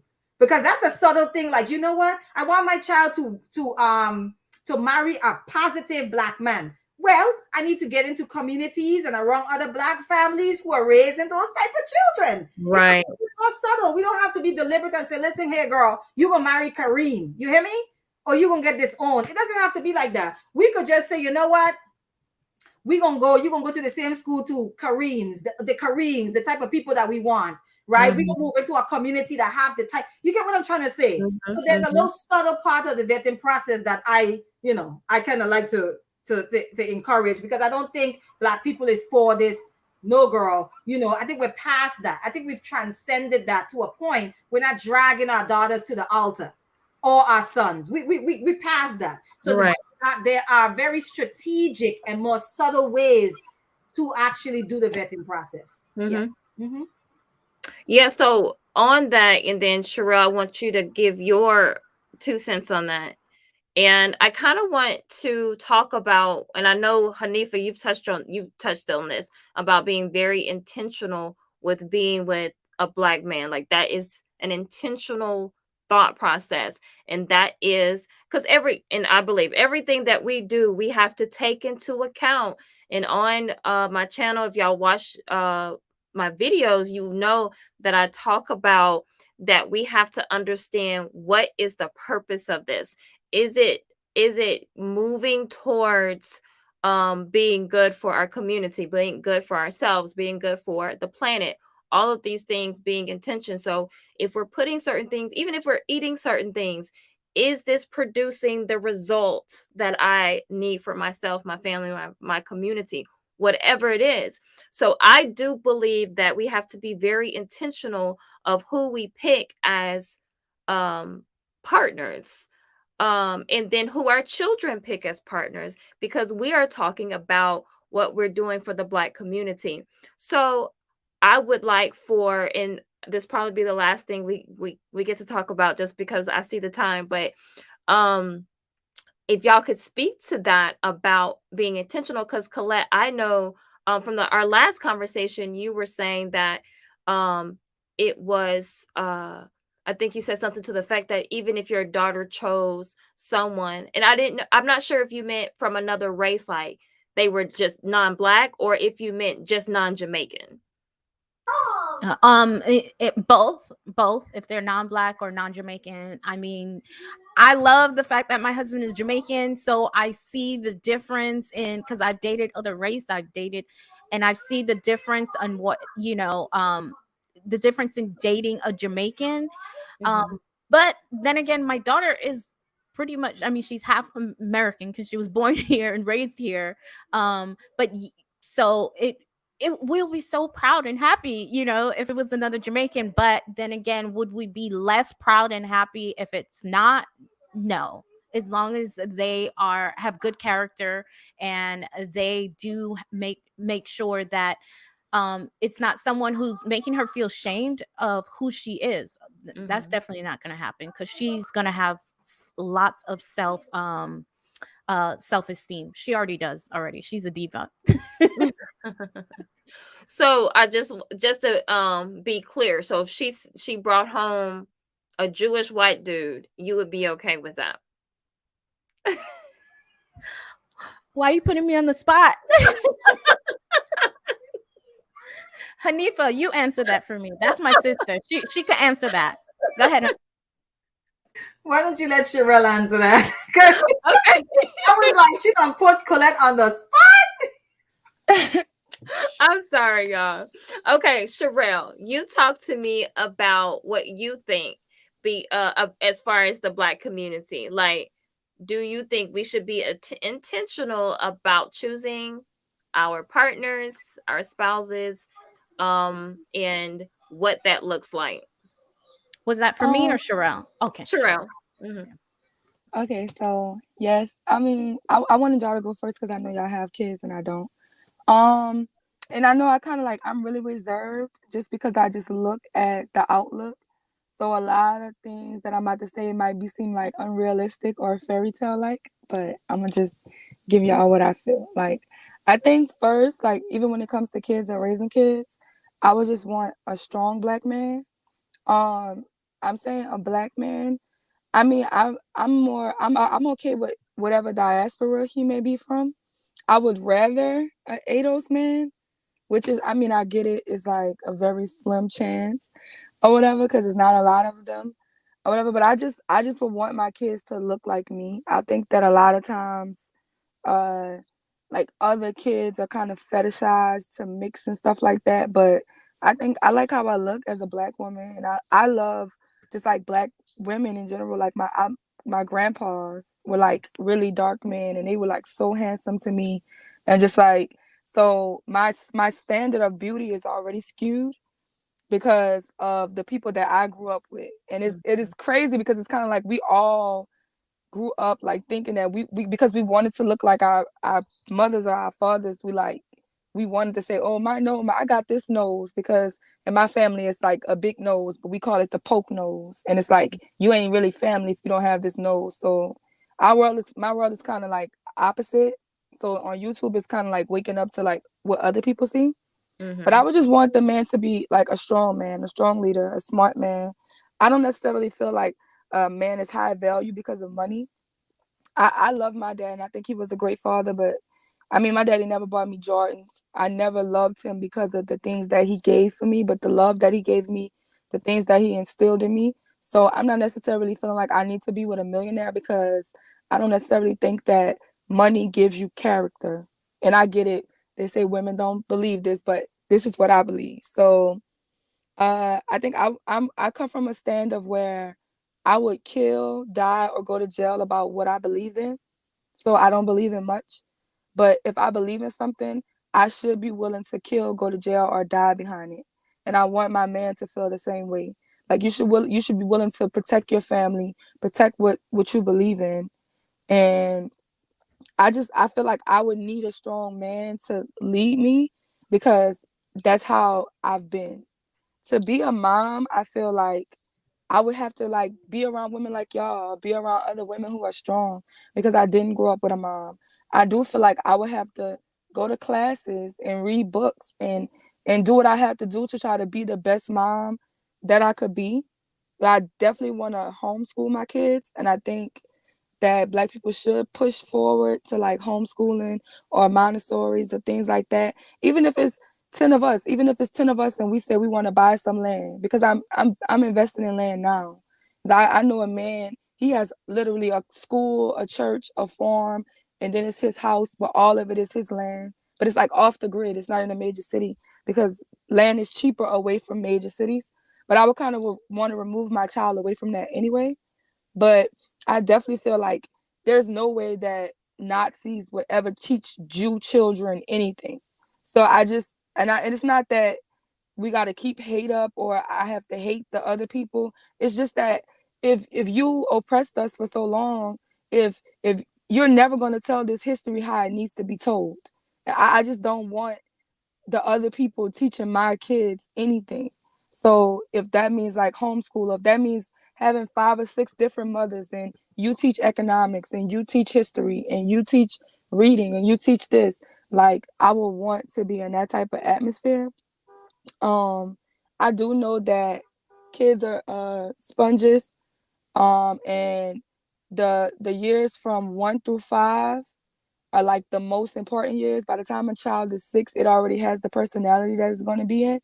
So what I would want to do is just mainly focus on that and focus on the fact that I want my child to know everything first and then let them go to the world, because we can do it like a United Nations. Let's come, like, I want Black people to be like a United Nations. We are a people and we can come negotiate with other people and talk to other people, but then we go home and what really matters is us.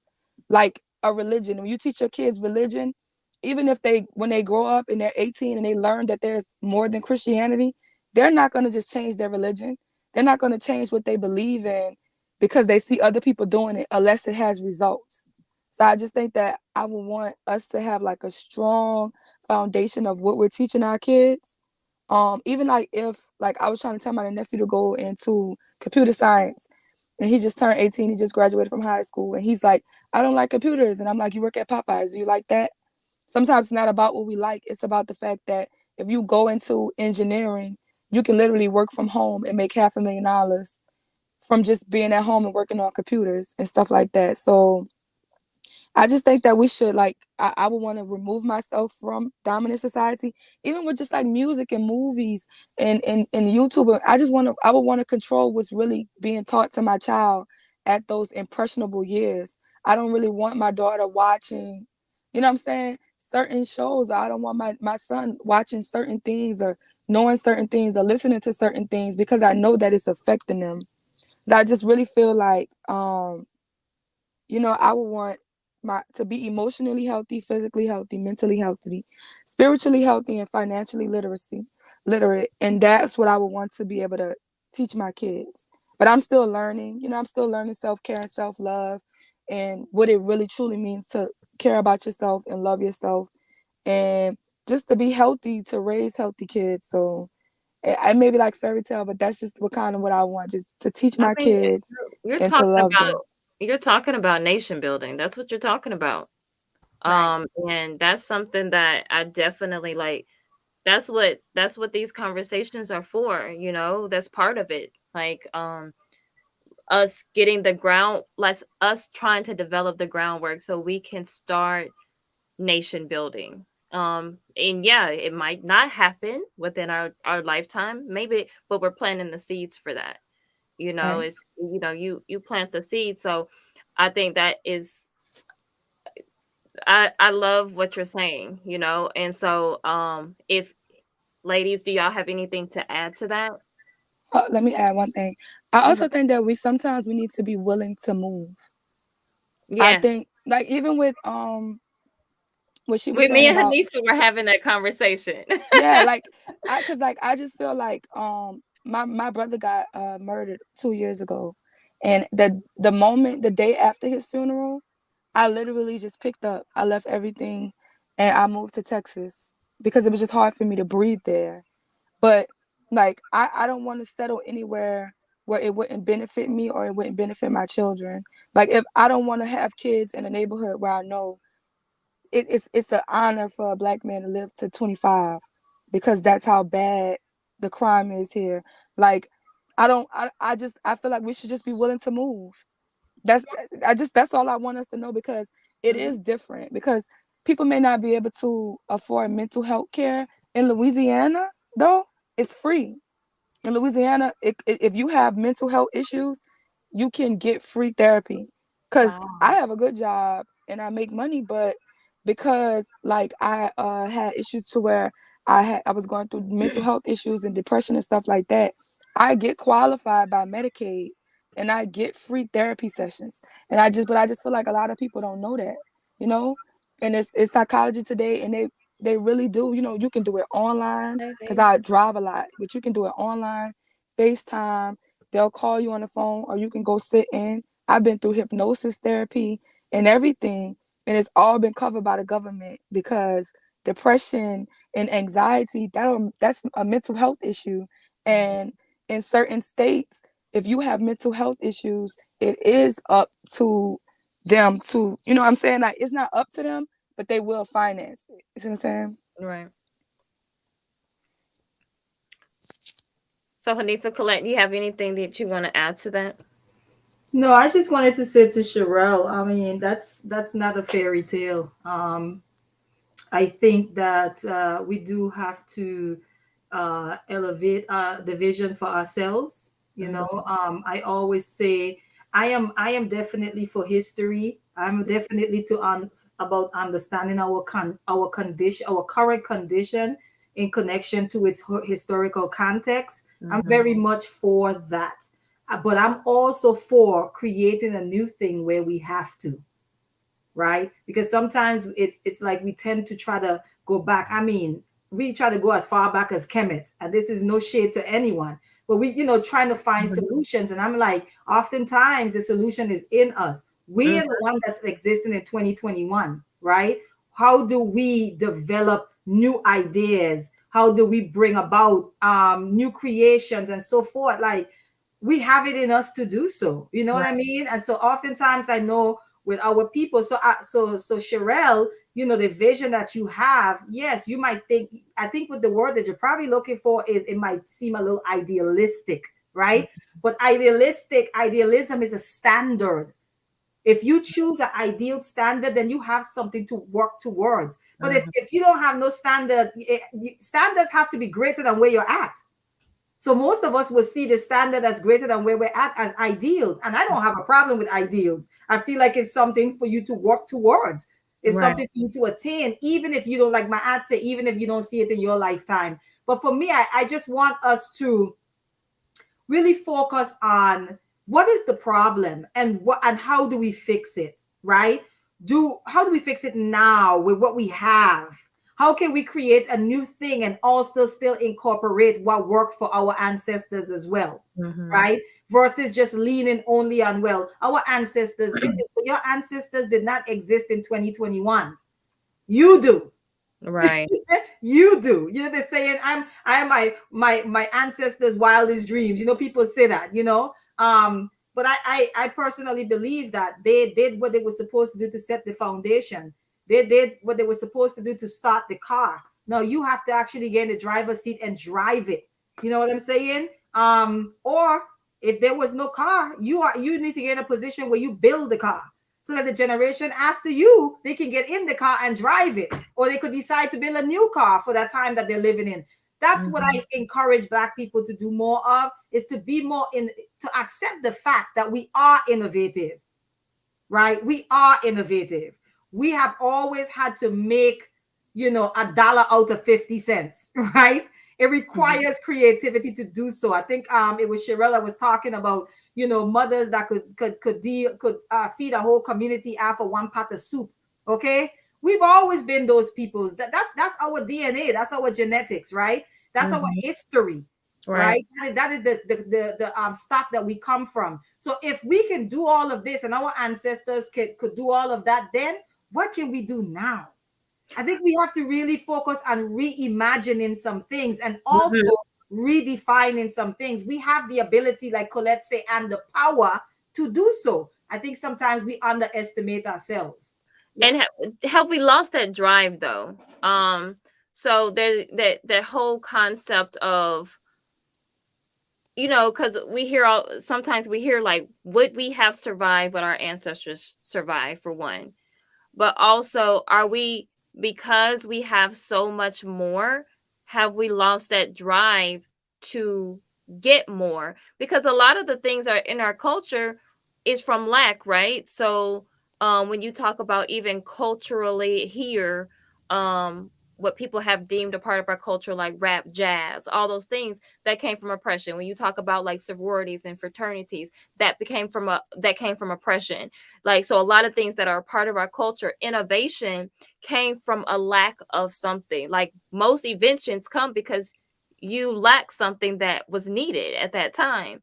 So do you think that we have lost that drive to, like, we don't have that sense of urgency? And then are we crippling our children because we don't have that sense of urgency? Where you talk about people saying like, well, that whole idea, well, I had to walk 10 miles to school, and we don't have to do that, and we don't want to pass on the struggle. But is it bad to, like, there are certain parts you don't want to pass on, right? You don't want to pass on that toxic. But are we not, since we're not trying to pass on the toxicity, are we also not passing on what made us have that drive, in a sense? I can go. I think what we did was we started, because that's the dangers of allowing other races of people to teach our kids. Mm-hmm. Because I think we was having a conversation on a chef show, and I was speaking to Hanifa's point about the way we look at slavery. The way they teach slavery in school is like, oh, it was such a bad thing. I feel so sorry for you. They teach us in February. It's the only time we get to have Black History Month. I think Black History Month for Black kids, we should have a White History Month for Black kids, where in March we talk about white people, and all year round in Black schools, we should talk about Black people and how great they are. Because the thing about it is, yes, we went through a lot, but slavery is not a victim story. It is a victory. It is a victory story. It is a story of people who went through things that should have killed them and survived. But I don't think that's the way it's presented. Like, I am just like excited. Like, it should be like, when you think about slavery, it shouldn't make you angry. It should make you proud. It should make you proud that people went through what they went through and got you here. But I don't think it's presented that way. It's shame. I just, you know what I'm saying? It's Yeah. something to feel sorry about, or I'm like, what? Are you kidding me? Are y'all not? Oh yeah, but they're not. Y'all are not teaching about Nat Turner in school, and y'all are letting them do exposés on Harriet Tubman for a week. That's what y'all are doing, and y'all are not teaching how great we are, that we're the innovators. Y'all are not teaching that majority of everything that was built in this society, even though they might not say a Black person created it, they're not teaching in schools, letting them know that they used to have slave shops where slaves was inventing things but didn't have the right to patent things. So a lot of other people got to capitalize on our inventions. Right. We gotta know that we are the innovators, that we created math and science. We created these things. Even with the story of Hidden Figures, because a lot of times they try to belittle the Black woman or belittle women and make it seem like we didn't have a role. Why aren't you teaching that there were women pharaohs in Egypt?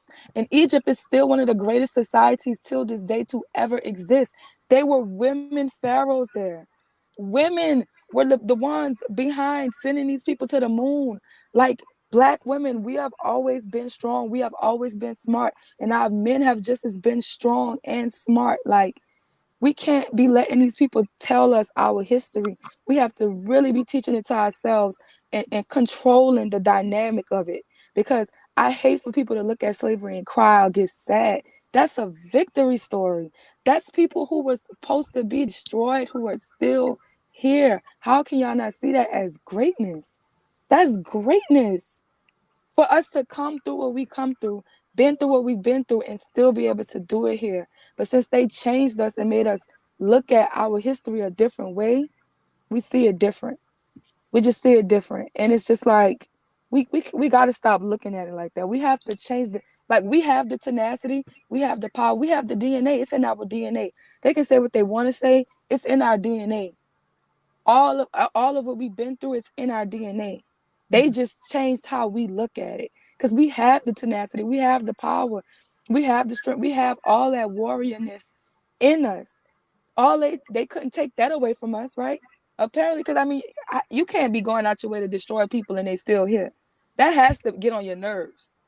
It's like trying to step Right. on something and it won't Right. die. You couldn't kill us. So now you're trying to just mentally control us. Now you're trying to control our minds and what we do mentally, because physically you can't destroy us. You can't eradicate us. We multiply, we come back. We're going to be here. We're going to be here. So now you just controlling how we act and how we react by teaching our kids, by having that control over teaching us, by setting standards and setting up a game that you feel like we can't win. So it is like, I don't understand. Like, it's going to have to, there's no way. I don't understand why we're only teaching our kids Black history through that Black day. Like, no, I want my kid to love Blackness. I want my kid to love their history and to be okay with everybody else's history, because you don't necessarily have to tell Black kids that Black people aren't anything. All you have to do is teach them how great white people are, teach them how great everybody else is, and then tell them nothing about how great they are. So automatically when I look up, I'm going to think that God is white. Automatically when I look up, I'm going to think the most powerful people are these people, and everything is to them. So it's like, when we let our kids go to these schools, when we literally let these people hold the standard, they're psychologically destroying us. And when they psychologically destroy us in the mind, that's all they need, because they know they can't destroy us physically. So they destroy us psychologically. Those children need to be studying Willie Lynch's theory. They need to be studying How to Make a Slave. Those are the books that they need to be reading, but they need to be learning diet. You know what I'm saying? And I'm big on that, because like, I'm starting to learn Yes. why people push for diet, because we literally was eating slave food. We Mhm. literally didn't understand. But the real love of self-love and self-care, and I've water fasted for 30 days, right? And I literally remember, because I started fasting, and of course I had to do 5-day fast, 7-day fast, 10-day fast, 12-day fast, to be able to get to a day of 30 days, just water, no food. Right.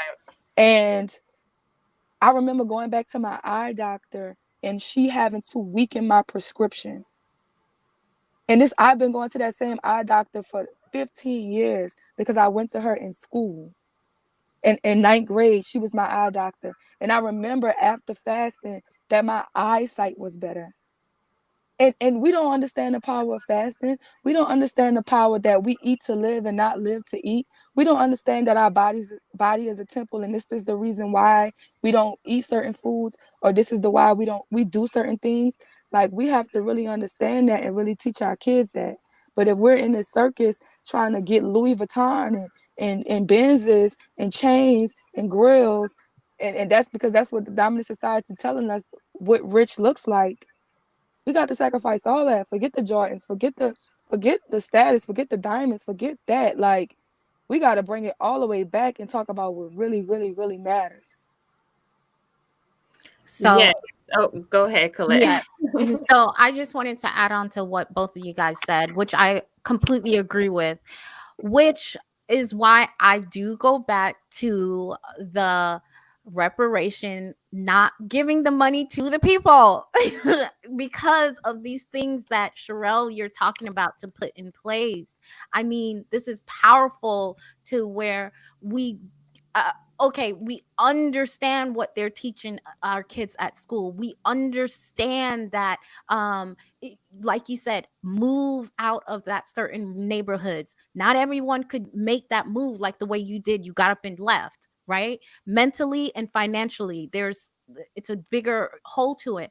But having systems like that we could put in place to teach those financial literacy that you're saying, and the fallacy of thinking that um we we need to teach that we have inventors and stuff like that. We do have inventors, we do invent things, we do work hard.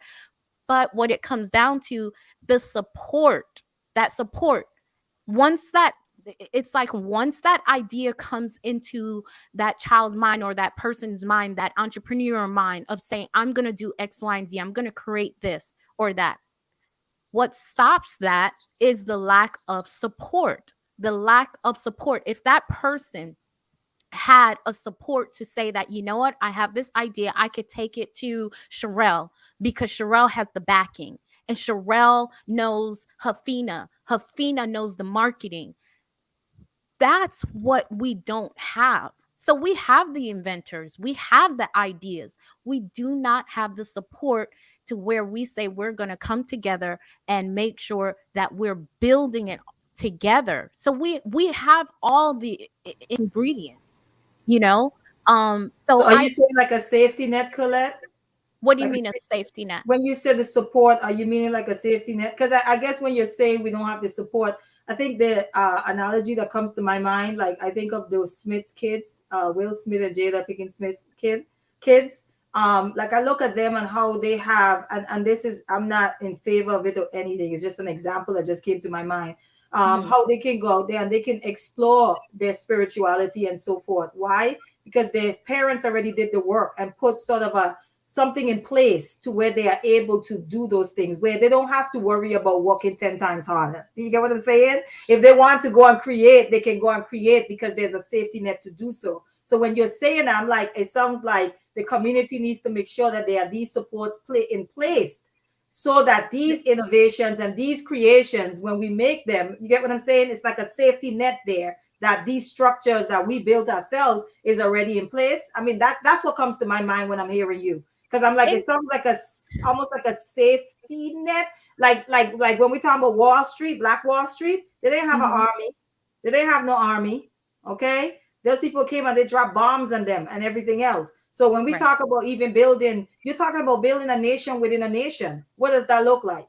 You know, like what the Funk said. Do we have the manpower as far as the army and so forth? Because we're still building within a nation that doesn't love us. So when I'm hearing you talk, I'm like, is it like, I'm just asking, are you saying more like we need to have structures in place to support those creations, those innovations and other things? Yes, in some words. I just wouldn't agree with the Will Smith analogy, just only because it's more so of, okay, my parents worked hard, so I don't have to work hard. No, I want you to still work hard, but you don't have to work hard in the sense of I'm competing against another race. I'm just working hard because I'm trying to make a better future for after I'm gone, for my next generation. So an example I would say is for one my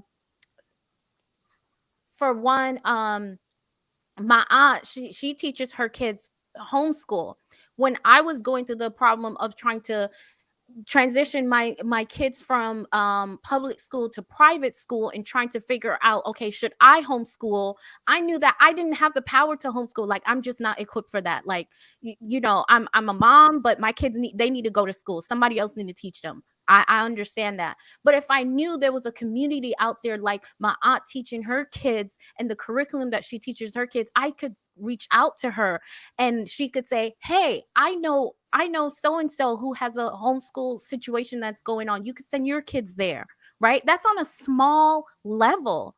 So that's what I mean. And when we're saying that there's certain inventions, there's certain creators and inventors that we need to teach, we do invent things, just like Sherelle says, we do invent things, but reason why it's not known, wildly known, is because it's not being supported. It's not being supported by us, by saying, okay, this person invented this, so let me take this to my company so this person could buy this, and so forth. So that's what I mean by it's not being supported. But still work hard. I do believe in still working hard, but it's not in the mindset of you're competing with another race. You're competing with your own race. So does that answer your question? Yes. Okay. Okay, so yeah, so I just I kind of just wanted to address a couple things that Sherelle was saying, and that whole idea of that kind of when I was talking about like the innovation and stuff like that, because it's funny, Professor Kaba Hiawatha Kambane says the only thing that the white men invented was the patent office. So it's getting back to that you know, having that drive and also providing our children with the tools that they need to be successful. Because even I think it was what the phone call was talking about, learning those skills, because we're going into a technological stage, so they need to be learning those technology skills, because everything is going to be like technology. So that's where the wave is going. And so teaching those things, teaching financial literacy, and keeping up with that, because it seems like once we learn something, then we get kind of behind, because then they're already like 10 times ahead of us. So understanding that concept. And it was something else that she said. I'm trying to remember what she said. And getting back to education being our first, not education, I'm sorry, our first education should be education of self. And so understanding, just like Hanifa said, understanding history, but also understanding the things that worked and then the things that didn't work. We don't have to go all the way back to Kemet to learn what to do. We can let's see who this is. We can go back a few years ago. We can go back 50 years ago. And I always say that when you are unlayering yourself, that you don't go all the way back thousands of years ago. You start with the immediate. When they talk about getting and connecting with your ancestors, you don't necessarily connect with your ancestors from hundreds or thousands of years ago first. You connect with your ancestors, your most immediate ancestors. So if your grandparents have died, or your, you know, people who were closest to you, you connect with those ancestors first, because their energy most of the time is still on you, as opposed to those ancestors from the hundreds or thousands of years ago. That's a whole different conversation for another time. But that's what we have to do with our history, unlayering it, instead of saying, you know, let's not go all the way back to Kemet and try to redo Kemet, right? Even though the people who are in the quote unquote dominant society can't even understand Kemet, you know. And so we have to start like with the immediate, and introducing self first, and understanding who we are as people first, as opposed to because the mind game that is, and why our psyche is so messed up, is because we were brought into a system that was not for us. We was put into an educational system that was never meant for us.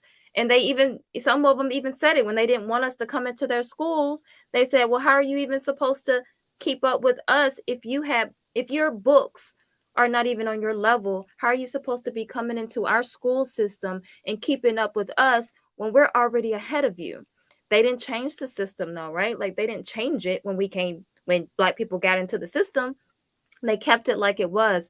And so then we had this idea of their education being better, and then on top of that, they were they were seeing these images, and that really had an effect on our psyche, and then thus having an effect on our own psyche, but also having an effect on who we are with each other, and how we address each other, and what we think about each other. And all of this is stemming from a lack of self knowledge that we're supposed to get. We're supposed to get that as young as when we're coming out of the womb. You know, even there's certain songs that I was singing to my son in the womb that were African songs, because I understood that if you're just gonna sing their kind of their European songs, there's a different vibration. And to this day, that same African song that I sang to him, that puts him right to sleep. He's 2 years old. That puts him right to sleep, because that is a part of that's his natural energy, that he gets that natural charge from hearing that song, as opposed to singing him more of a European song. So understanding all of these things and how they play. And ladies, I know we have gone way over time, but we can't. Okay, so first, I just want to say, y'all have been, everyone who's been in the chat. Sherelle, thank you for coming up. Shout out to What the Funk. Everybody's been amazing. I've been seeing the conversation in the chat. Y'all are saying some good stuff. And I've been wanting to even touch on some of the things that y'all been saying, but I didn't get a chance to really touch on it because the conversation has been great. And so y'all leave a comment afterwards and tell us how often you think we should do this show. And we're going to bring our minds together and then we'll decide on that. Also, I do want to at least have this show at least once or twice a month. So, and I would like to talk to more ladies or men of the diaspora. So if you know any people, especially from the continent of Africa, if you know some, whether they're living there now or they are in the United States or they're living wherever they live, I would love to have conversations with more and more people of the diaspora who are, well, just more conversations. So you can send them my way. And in the description, I'll post. I meant to put it up here in the StreamYard, but I forgot. But I'll put my email address and where you can find me on Instagram, generational health revolution, and so that he said it. Every day our shine. But we will definitely be having more of these conversations because I didn't even get to all the things that I wanted to talk about. And so we definitely need to continue to have these conversations because this is a part of our building. And so Sherelle, I'll let you go first. Do you have anything else that you want to say? No, I think this was really a good show. I love talking to y'all, and I want it to happen as often as it can. I will be at the show tomorrow, but I just really feel good, like, and I'm really like, I'm in the manosphere listening to these people talk. So YouTube is usually so draining. So this is just really a breath of fresh air. Because even sometimes when we're not coming from the same space. We're just so respectful of each other, and we're just really listening to understand and see. So I just want to thank y'all for allowing me to come up and talk, and just like, just having good spirit and just having good communication. So that's all I want to say. Shout out to everybody in the chat. Shout out to everybody on the panel. I really love y'all. I really feel like, this is family, and I know that this is only the beginning, Great job, Sherelle. You should start your channel too, and we'll be there. Okay, I'm trying, y'all. I'm trying to come up with a concept. I know. Sherelle knows she had an interview and everybody bombarded that interview that day just in support of her. So she knows she's loved. Yes. Yes, Sherelle. Well, Sherelle, I just want to say to you, Sherelle, when you were talking and you said something about looking up to us and it made you feel good and stuff like that, you brought a tear to my eye.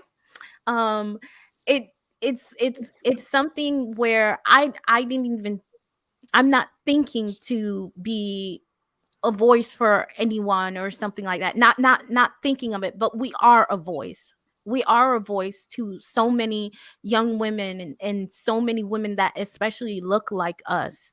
So you saying that, it really more drives it in more of how powerful our image is, and how careful and strategic we need to be about what we put out and how we put ourselves out.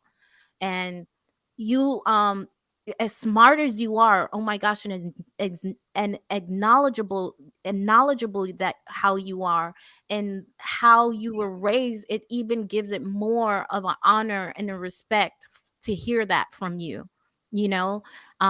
So I will continue to make sure I continue to put my best foot forward, because I know there's women out there like you that are looking at me, and I need to make sure that I'm continuing to put that best foot forward. And that's one way of what we could do to continue to build this nation and build this community that we're talking about on a smaller scale, and building that. Hey, Sherelle, if you needed a question to ask about this situation or whatever, you could come to us, or you could come to one of these panels and listen in and stuff like that. That's one of the ways. It doesn't have to be this grand scheme, big idea, but starting on those small levels. So I appreciate you so much. I appreciate what you said. That touched me a lot. Thank you, thank you, thank you. I really mean it, y'all, because I really grew up in it just really was my dad, my brother, and then like growing up, it was my cousins. It was like I just grew up in a lot of situations where I didn't necessarily like what the women was doing, and gratefully, what I'm saying, because a lot of women coming from the hood, they be on some different stuff or whatever. So, what I'm saying, I just love it, and I will be here because I always flock to that. Like, how they say like women with daddy issues always flock to older men or something. Like, I guess as a girl with a mommy issues, like every time I find positive women who just have like a nurturing and motherly spirit, like I'm just gonna always be here. Y'all gonna always see me in the chat. I'm just gonna always be here to listen. I even watch the videos that y'all make when y'all not going live and stuff like that. So thank y'all. Thank you, Sherelle. Like you do. You have a special place in my heart, Sherelle. And yeah, just you, and you're so supportive. I love how supportive you are. You are, I see you. I'm like, I'd be going to jail. I said, look at Sherelle. And so I love that about you. And yeah, I'm not gonna say too much because like Colette, I'll get teary-eyed. So No, you need to go ahead and cry. I cried too. I had to get up. And I love each one of y'all. Y'all are amazing. Coming into this as a new YouTuber, to get so much love and being able to have conversations with you all even behind closed doors is very special to me. So I'm gonna stop because I'm gonna cry. So I'm gonna stop. All right, I'm gonna call you and cuss you out tomorrow.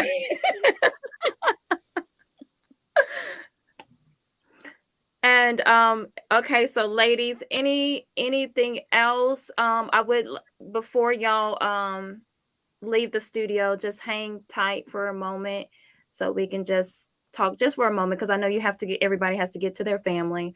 And anything else? I think Hanifa, aren't you having something come up? Yes. Oh yes. I was gonna say I actually don't have anything else to add to the conversation because you guys, I think we've said a lot tonight, and I do appreciate you ladies and what you all of us bring to the conversation. I totally appreciate Sherelle. Sherelle is definitely a genuine spirit, and very just she really just wants to see us win in general, everyone.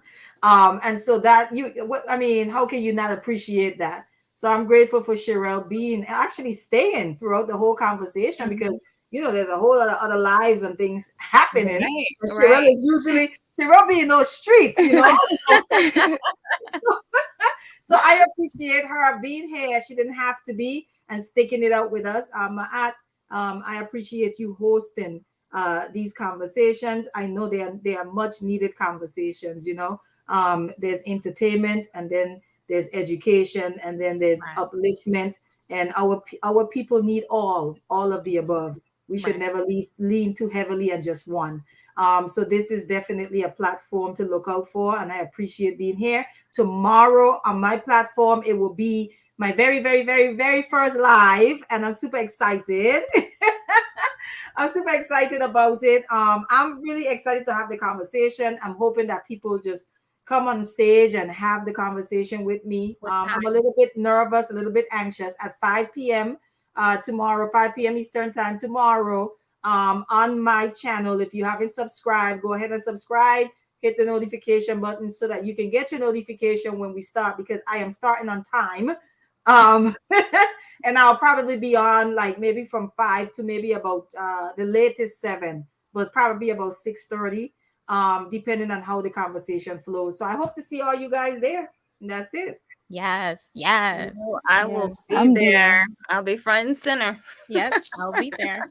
And so with that being said, please subscribe to Hanifa's channel, subscribe to Over the Top, and Sherelle. Do you have a channel yet? You No, I don't have a channel okay? yet, y'all. But go follow Sherelle Sherelle.